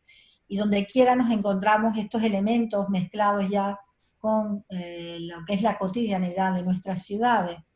Por tanto, la industria de la transformación del plástico en Europa debe continuar la transición que se empezó con lo que se llamaba la Circular Plastic Alliance. Sin embargo, durante la crisis del COVID hemos tenido que cerrar un poco los ojos y darle cierta flexibilidad. Sin embargo, creo que es el momento de que lo retomemos y que los dentistas nos comprometamos obligando a las compañías a que hagan material reciclable. Hay bolsas de basura reciclables, hay guantes reciclables y hay mascarillas reciclables. Las ventas se producen porque hay usuarios que la demandan. Si nosotros la demandamos, las compañías las harán, porque lo único que quieren es vender, es tener consumo y es tener ganancia de dinero. Pero nosotros podemos hacer el esfuerzo de decirle, mira, yo no te compro si no es reciclable. Dentro de lo que son los contenedores, actualmente nos vamos a tener que centrar en el gris para todos estos elementos y no meter nunca en el amarillo, sino en el contenedor gris todo lo que se genere con algún paciente que tenga en la familia que tenga contagiado, siempre llevar todo en una bolsa cerrada, en doble bolsa, al contenedor gris. La apuesta por la instalación en los municipios de 5 contenedores grises para el rechazo, marrón para el orgánico y azul para el papel cartón, amarillo para envases y embalajes y verde para vidrio. Hasta tal punto ha llegado el estudio de todo esto que se están haciendo para evitar la contaminación por plásticos y el riesgo de contagio, y recordar de meter los guantes dentro de una bolsa y después meterlos en los contenedores grises. Tenemos también que intentar poner información en la pared para nuestros pacientes, que vienen casi todos con mascarilla y guantes, recordándoles la importancia de que controlen este elemento tan fundamental para evitar la contaminación en el planeta. Hay EPIs biodegradables.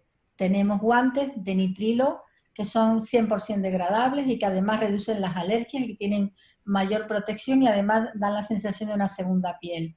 Y también tenemos ropa que se puede lavar y desinfectar, que se puede utilizar, pero tenemos muchos elementos como estos plásticos que se están usando que son poco amigables para el medio ambiente. Por tanto, si desechamos o reciclamos los uniformes, manteniendo su capacidad de biodegradabilidad, estamos protegiendo también al medio ambiente. Además, ahora se están utilizando muchos productos compostables que pueden ser utilizados después como abono en el reciclado.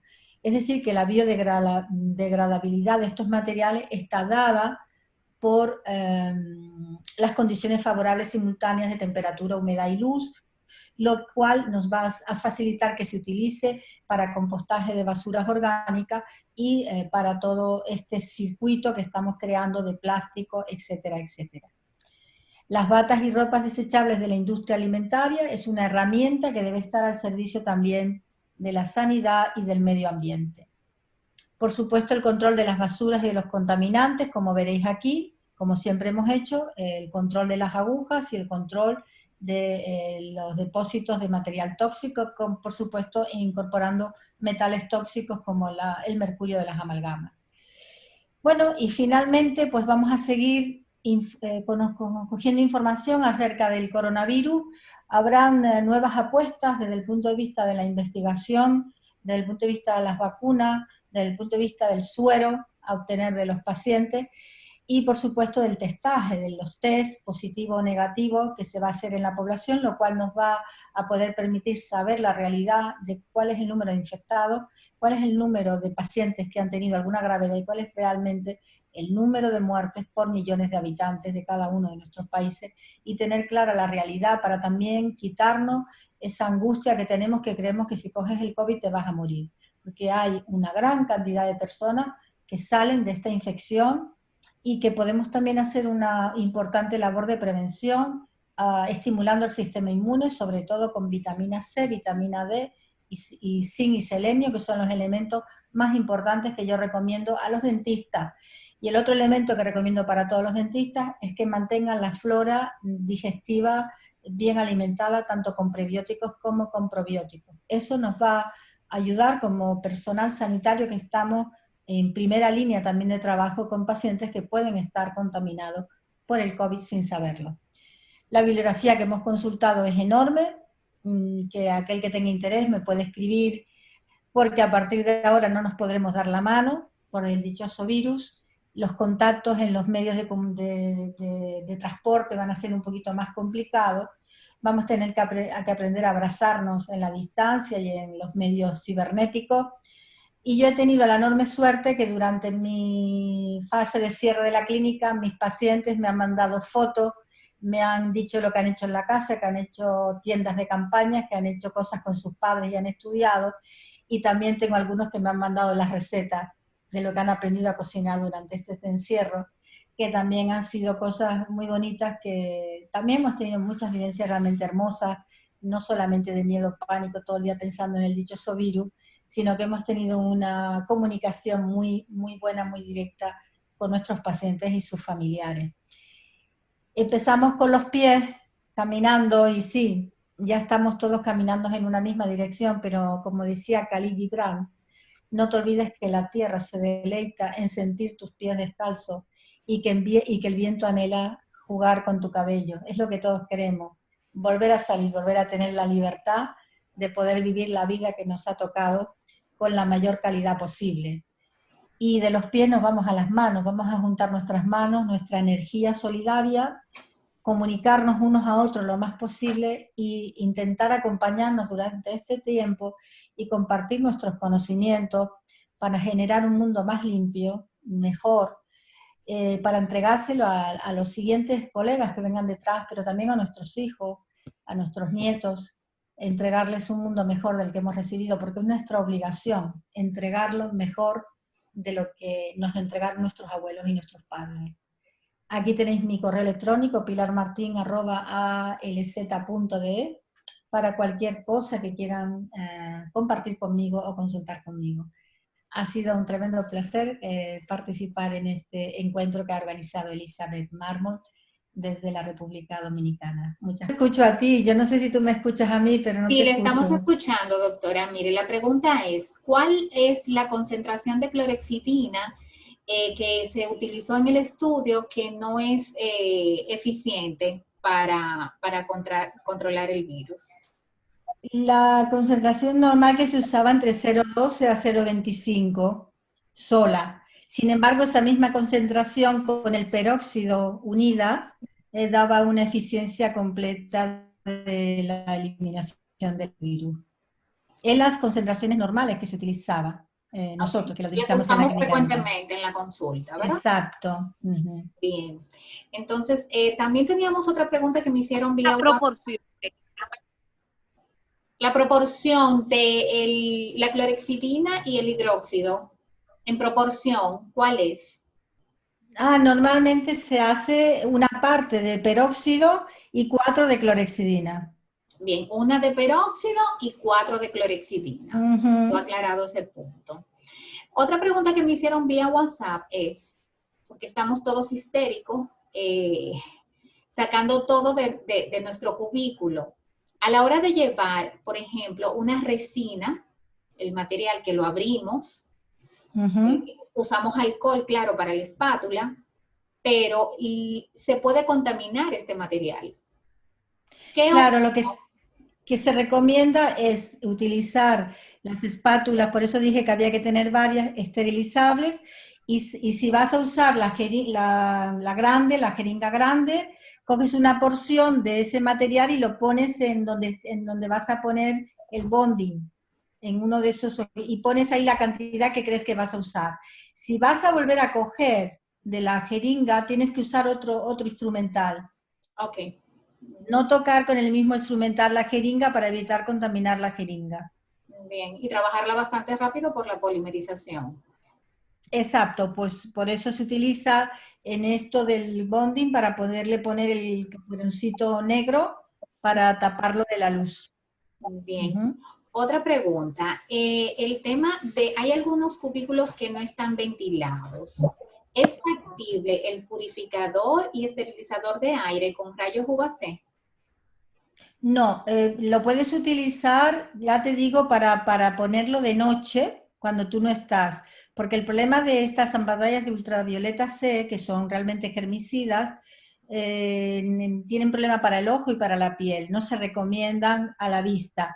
Sí que puedes utilizar, que yo lo he puesto en en nuestros gabinetes, es crear unas ventanitas redondas, como si fueran de ojo de buey de barco, y les hemos puesto extractores de aire, y puedes poner un purificador de aire interno, que eso sí se puede hacer. Yo lo que hago es que procuro poner el purificador de aire y realmente con lo que hacemos de pulverizar el sillón, con esa nube que tú echas, realmente se controla bastante bien la dispersión de los aerosoles, porque fíjate que tú tienes pantalla facial.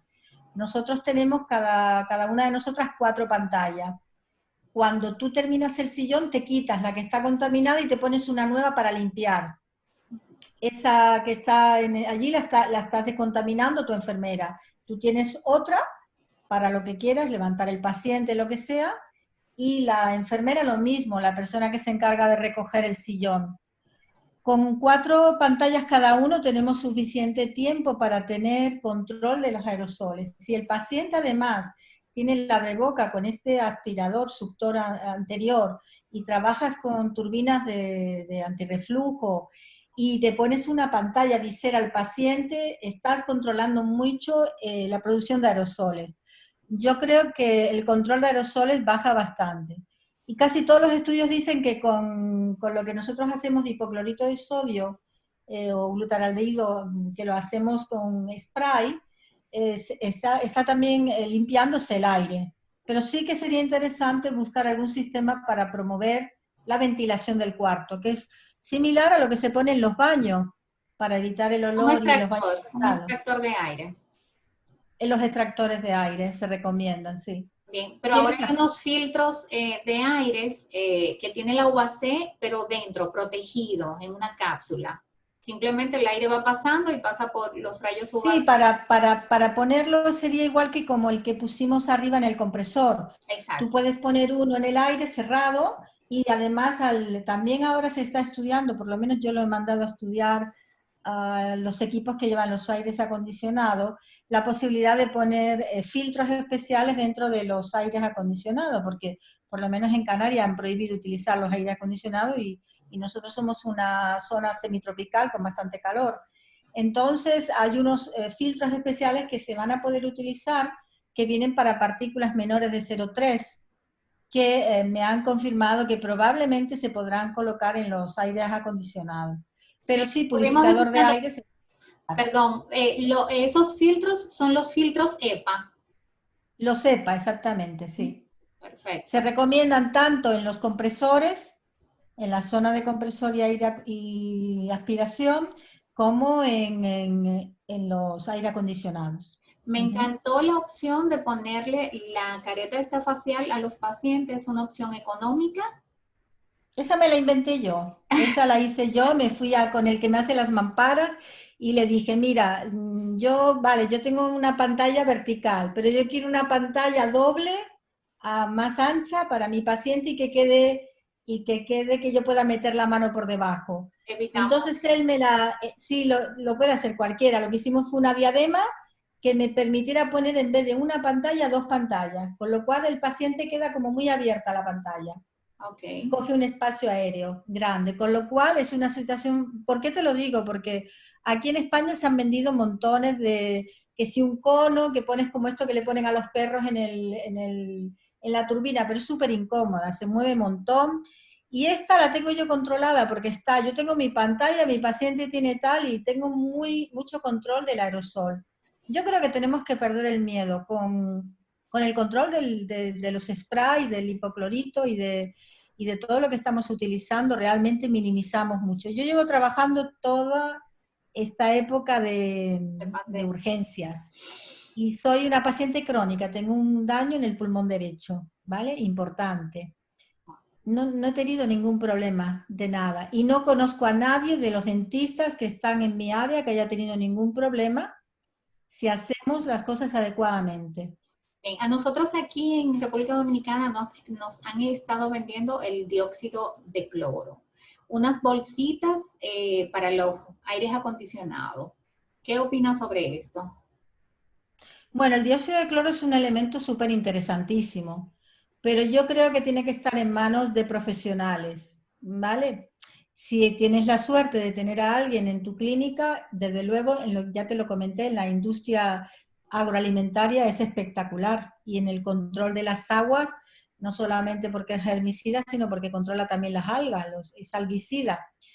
Entonces creo que es interesantísimo para descontaminar espacios abiertos, edificios, pero como para tenerlo nosotros los dentistas, es que no le veo la necesidad porque controlamos muy bien con unas pantallas de ultravioleta, como he comentado, en el filtro del compresor y en donde tengamos algún purificador de aire, más lo que estamos haciendo no creo que haga falta más.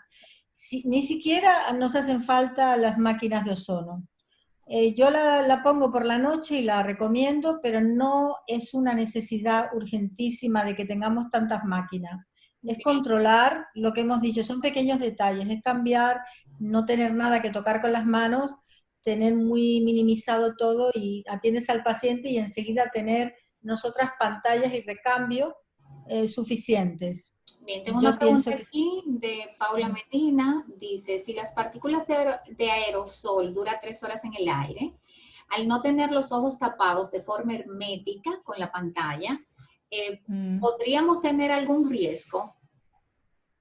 no, porque realmente están diciendo que las partículas están quietas en una superficie donde no se hace nada, es decir, un cuarto cerrado que no tiene ventilación ni nada. Pero nosotros estamos creando movimiento del aire continuamente desde que estamos pasando los sprays, porque en la zona del sillón, cuando tú espolvoreas, generas una corriente de movimiento de aire también. Yo creo que si ponemos los extractores estos que he dicho, como los que se ponen en los baños, y que generamos una corriente de aire, si tenemos la posibilidad de tener alguna puerta abierta, no es la estabilidad de tanto tiempo. Y se puede espolvorear el spray en el aire también, ¿vale? Podemos espolvorear la parte de hipoclorito en el aire, que luego va a caer a la superficie que secamos. Bien, y controlamos Yo con eso pienso los que aerosoles y el piso, ¿no? claro, porque realmente si tú controlas la producción de aerosoles del paciente, realmente es muy baja y date cuenta que hace falta una carga viral importante. No, no porque te caiga un virus te va a contagiar. Tiene que haber una carga viral importante para que realmente haya un contagio. Yo puedo tener un contacto con una pequeña cantidad de virus. Para que realmente se produzca la infección tiene que haber una carga viral importante. Bien, por eso Y yo creo hablamos que de con todos aumentar estos, nuestras defensas, ¿no? Para poder nuestro exacto, organismo trabaje. eso es fundamental. El dentista tiene que cuidarse el sistema inmunológico, sobre todo tomar vitamina C, mejor en estado liposomal, porque la vitamina C se pierde mucho por orina. Entonces yo recomiendo tomar de entre 1 a 2 gramos, pero dividirlo a lo largo del día, no tomarla en una sola dosis. La vitamina D3, que viene en estado lipídico, yo recomiendo tomar unas 10.000 unidades de vitamina D y recomiendo también todos los días tomar zinc y selenio. El zinc está demostrado que tiene una actividad importante antivírica y se recomienda en muchísimos lugares. Tenemos que tener hidratación, beber. Si tenemos algún problema importante, evitar la sequedad de las mucosas de la nariz. Por ejemplo, con agua con sal podemos hidratar y limpiar con soluciones isotónicas, no abusar de las soluciones hipertónicas para el lavado de nariz, porque las hipertónicas resecan mucho las mucosas. Pienso que el dentista puede protegerse mucho con lo que estamos diciendo. Por supuesto, la alimentación, tomar un poco el sol, el ejercicio físico estimula mucho la superoxidasa, la superoxidasa dismutasa, que es una enzima fundamental para luchar contra las infecciones víricas y bacterianas. Por tanto, es tener un estilo de vida saludable, ejercicio, sol, también la parte mental, porque este pánico que nos han metido hace que bajen las endorfinas y todo lo que es los neurotransmisores, y también eso genera que baje nuestro sistema inmunológico. Y para mí es fundamental la flora bacteriana. Tenemos que tomar prebióticos y probióticos. Yo tomo diariamente Solar Vital y Entero Vital todos los días para tener mi flora bacteriana preparada al máximo, porque sabemos la conexión que tiene la parte intestinal, la flora, con la parte cerebral, es decir, la producción de neurotransmisores.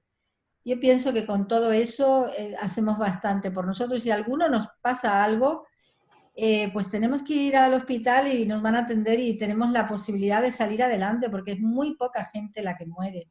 Tenemos que perder ese miedo. O sea, si tenemos un sistema inmunológico fuerte y nos atienden con medicación que intenta evitar esa tormenta de citoquinas, ese estado inflamatorio grave, pues normalmente vamos a salir adelante bien. Y ya hoy día tenemos bastante información y cada vez vamos a tener más. Muchísima más información que al principio, sí. Doctora Mariana, ¿tiene alguna otra pregunta? La última pregunta por mi parte es, ¿qué tiempo duran esas sustancias, por ejemplo, en la superficie? El dióxido de cloro, el ácido hipocloroso. Tú, por ejemplo, rociaste una superficie con eso.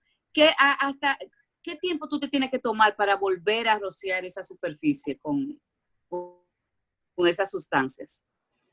Cuéntame, Elizabeth, porque no escuché bien. Bien, la doctora Mariana nos estaba preguntando sobre las sustancias que utilizamos, las diferentes sustancias, sea hipoclorito o dióxido de cloro, o Mariana, la otra, Ácido hipocloroso. ácido hipocloroso. Sí. ¿Qué tiempo dura en, vamos a decir, en funcionamiento, ¿no? En una superficie. Hombre, pues normalmente se habla de que puede actuar en un minuto, pero yo realmente digo que cuando empiezas, desde que tú rocías y limpias y todo, más o menos pasa 10 minutos y la actividad es bastante rápida. El hipoclorito de sodio es un minuto nada más Sí, para que ese haga es su el actuación. efecto, vamos a decir, antivírico en este caso. Sí. La doctora Mariana me está preguntando, ¿qué tiempo dura? O sea, yo dejé mi consultorio con hipoclorito, ¿en qué tiempo tengo que volverlo a utilizar? Me imagino entre paciente y paciente, pero, bueno, me imagino no debe ser entre paciente y paciente, pero me imagino que ella quiere decir, tengo que utilizarlo otra vez. ¿Durante qué tiempo está haciendo ese efecto y me está manteniendo esa superficie desinfectada? Bueno, mientras no entre un paciente que esté contaminado, si lo has limpiado no se va a contaminar. No se contamina solo, salvo que haya alguien que entre para contaminarlo. Es decir, si tú has descontaminado perfectamente, no tiene por qué haber contaminación, salvo que entre una persona, que nosotros lo hacemos de manera preventiva, porque no sabemos si viene o no viene contaminado. Si no viene, si la persona, si no entra nadie, se mantiene limpio todo el tiempo, descontaminado. El virus no entra solo por la puerta. Mariana, El virus viene en las gotitas de Plouget de la boca del paciente. Mariana quedó contestada. Sí, sí, estoy satisfecha con ella. Otra pregunta que me surgió ahora es, por ejemplo, el dióxido de cloro lo usan para rociar vegetales y lo usan así de uso en supermercados y cosas. ¿Se puede esa misma solución echarse en la botella que usamos para que nos pase agua de la turbina? ¿Sería algo factible, algo beneficioso? ¿Pudo escuchar, doctora? Sí, como ponerlo dentro de la turbina, dices. La bombona que trae la unidad dental para poner Sí. agua purificada, si se podría, si no es tóxico, como se utiliza en productos alimenticios, si no es tóxica, colocarla ahí para que nuestra agua salga purificada. Claro, la puedes poner, por ejemplo, yo prefiero lo que te comenté, el ultravioleta que pongo yo arriba en el compresor y también en el agua que está en el tanque de agua que tiene mi clínica, yo la tengo controlada por descontaminación desde arriba. O sea, toda el agua que me llega al sillón está descontaminada. Puedes descontaminarla con ozono, con dióxido de cloro o con el sistema de ultravioleta, ¿vale? Si tú tienes un sistema que controla el depósito general, pues el agua que te llega, al igual que el aire que te llega, es estéril total. Pero si no, pues puedes utilizar los mismos productos y meterlos directamente pues, a través de lo que es los cables y los tubos que tenemos en el sillón, ¿no? Pero yo creo que todo lo que alimenta el aire y el agua está descontaminado con estos sistemas que proponemos. Y que no son tan costosos, porque es mucho más costoso poner una máquina de ozono, por ejemplo. Sí, sí, el dióxido de cloro sale bastante económico. Lo que tenemos que tener Sale en muy cuenta es económico. que la pastilla es efervescente y a los 15 días caduca luego de preparada. Eso es lo que tenemos que tener Exactamente. pendiente, básicamente. Lo único es tener una persona, o tú eliges una persona de la clínica que es la responsable y controla esos tiempos, igual que controlamos que la cuestión que esté esterilizada no hayan pasado 3 meses, porque también si tienes ahí guardado instrumentos y han pasado 3 meses, tienes que volverlos a poner al autoclave. Todo tiene una caducidad Claro, y hay claro. que tenerlo controlado. Mariana, Muy bien, excelente. Gracias. bien. ¿Tenemos alguna preguntita por aquí? ¿La puedes ver usted, doctora? No. ¿No puede ver las preguntas? A ver, me intento porque la verdad, preguntas aquí. Dice, ¿la lámpara de luz se puede utilizar? Ya hemos dicho que sí, pero si tú la tienes, como hemos dicho, al aire, no puede haber nadie en la sala, ¿vale? Porque es cancerígena. Los rayos UVC son los que la capa de ozono no deja pasar. Entonces, claro, por eso son dañinos para la piel. exactamente. Y también para el ojo es malo. Claro. Y no veo ninguna otra pregunta. Bueno, lo que pasa es que tenemos un público bastante variado, tenemos anestesiólogos. Debería considerarse a todos los COVID positivos para esta técnica que producen los aerosoles. Ella es técnico anestesióloga y estas consideraciones son útiles, sí, claro. Totalmente, Para los claro. procedimientos de endoscopía, claro. Por supuesto, es fundamental porque vas a entrar en una zona donde está el AC2, porque en el esófago está justamente, hay que controlar totalmente para hacer cualquier anestesia, cualquier intubación, cualquier cosa hay que tenerlo súper controlado, claro. Y hay unas cajas para las personas que tienen que intubar los pacientes. Y bueno, endoscopía sería bastante factible su uso. Unas cajas transparentes para evitar los aerosoles. Yo creo que ellos lo tienen más fácil que nosotros porque hay como para quirófano hay como unos grandes sarcófagos de cristal o de elementos de estos que pueden trabajar más fácilmente que nosotros. Es que nosotros lo tenemos más complejo porque necesitamos una visión muy de cerca. El acceso ellos pueden trabajar. Claro, ellos pueden trabajar por cámaras también. Exacto. Que facilita mucho todo, ¿no? Sí, sí. Yo por lo menos he visto a los endoscopistas de aquí que utilizan una mampara y ellos como están viendo por la pantalla, pues es más fácil que para el dentista, me parece a mí. Sí, claro. Vamos a ver. Creo que ha sido bastante completa, bastante clara. Siento que tenemos por aquí de las mejores que hemos tenido. Ay, muchas gracias. Es que ¿sabes qué pasó? Que como en este pequeño caída técnica, que no sé por qué pasó. Estamos en vivo, no pasa nada. Lo importante es que salió todo a flote y muchísimas gracias por su tiempo. Sabemos que son casi ya el siguiente día por allá, ¿no? Ah, pues sí, ya pasó de las 12 de la noche. Oh, madre mía. Muchísimas gracias, doctora. Un placer, Elizabeth. Tremendo banquete que nos dio. Yo quiero agradecer un abrazo a mis colegas de Santo Domingo, porque realmente pasé una gran parte de mi vida ahí. Mi hijo es medio de Santo Domingo porque me fui con 7 meses de embarazo de ahí. Ah, qué bien, qué bien. Así que realmente tengo muy gratos recuerdos de profesionales, personales, de todo tipo de la República Dominicana. La conozco muy bien, la visité mucho y la disfruté mucho. La gente es maravillosa y la verdad que tengo muchos recuerdos muy bonitos de mi vida en la República, que fueron casi 3 años de vida ahí. Esperemos que todo esto nos deje juntar otra vez. Seguro que sí, seguro que sí. Mucha positividad, mucha energía y perdamos el miedo. Somos unos hachas porque hace muchos años que estamos trabajando en el control de las infecciones cruzadas en primera línea nosotros porque estamos a 20 centímetros de la boca y bueno, simplemente es anotar algunas cositas más, pero realmente siempre lo hemos hecho bien. Bien. Doctora Mariana.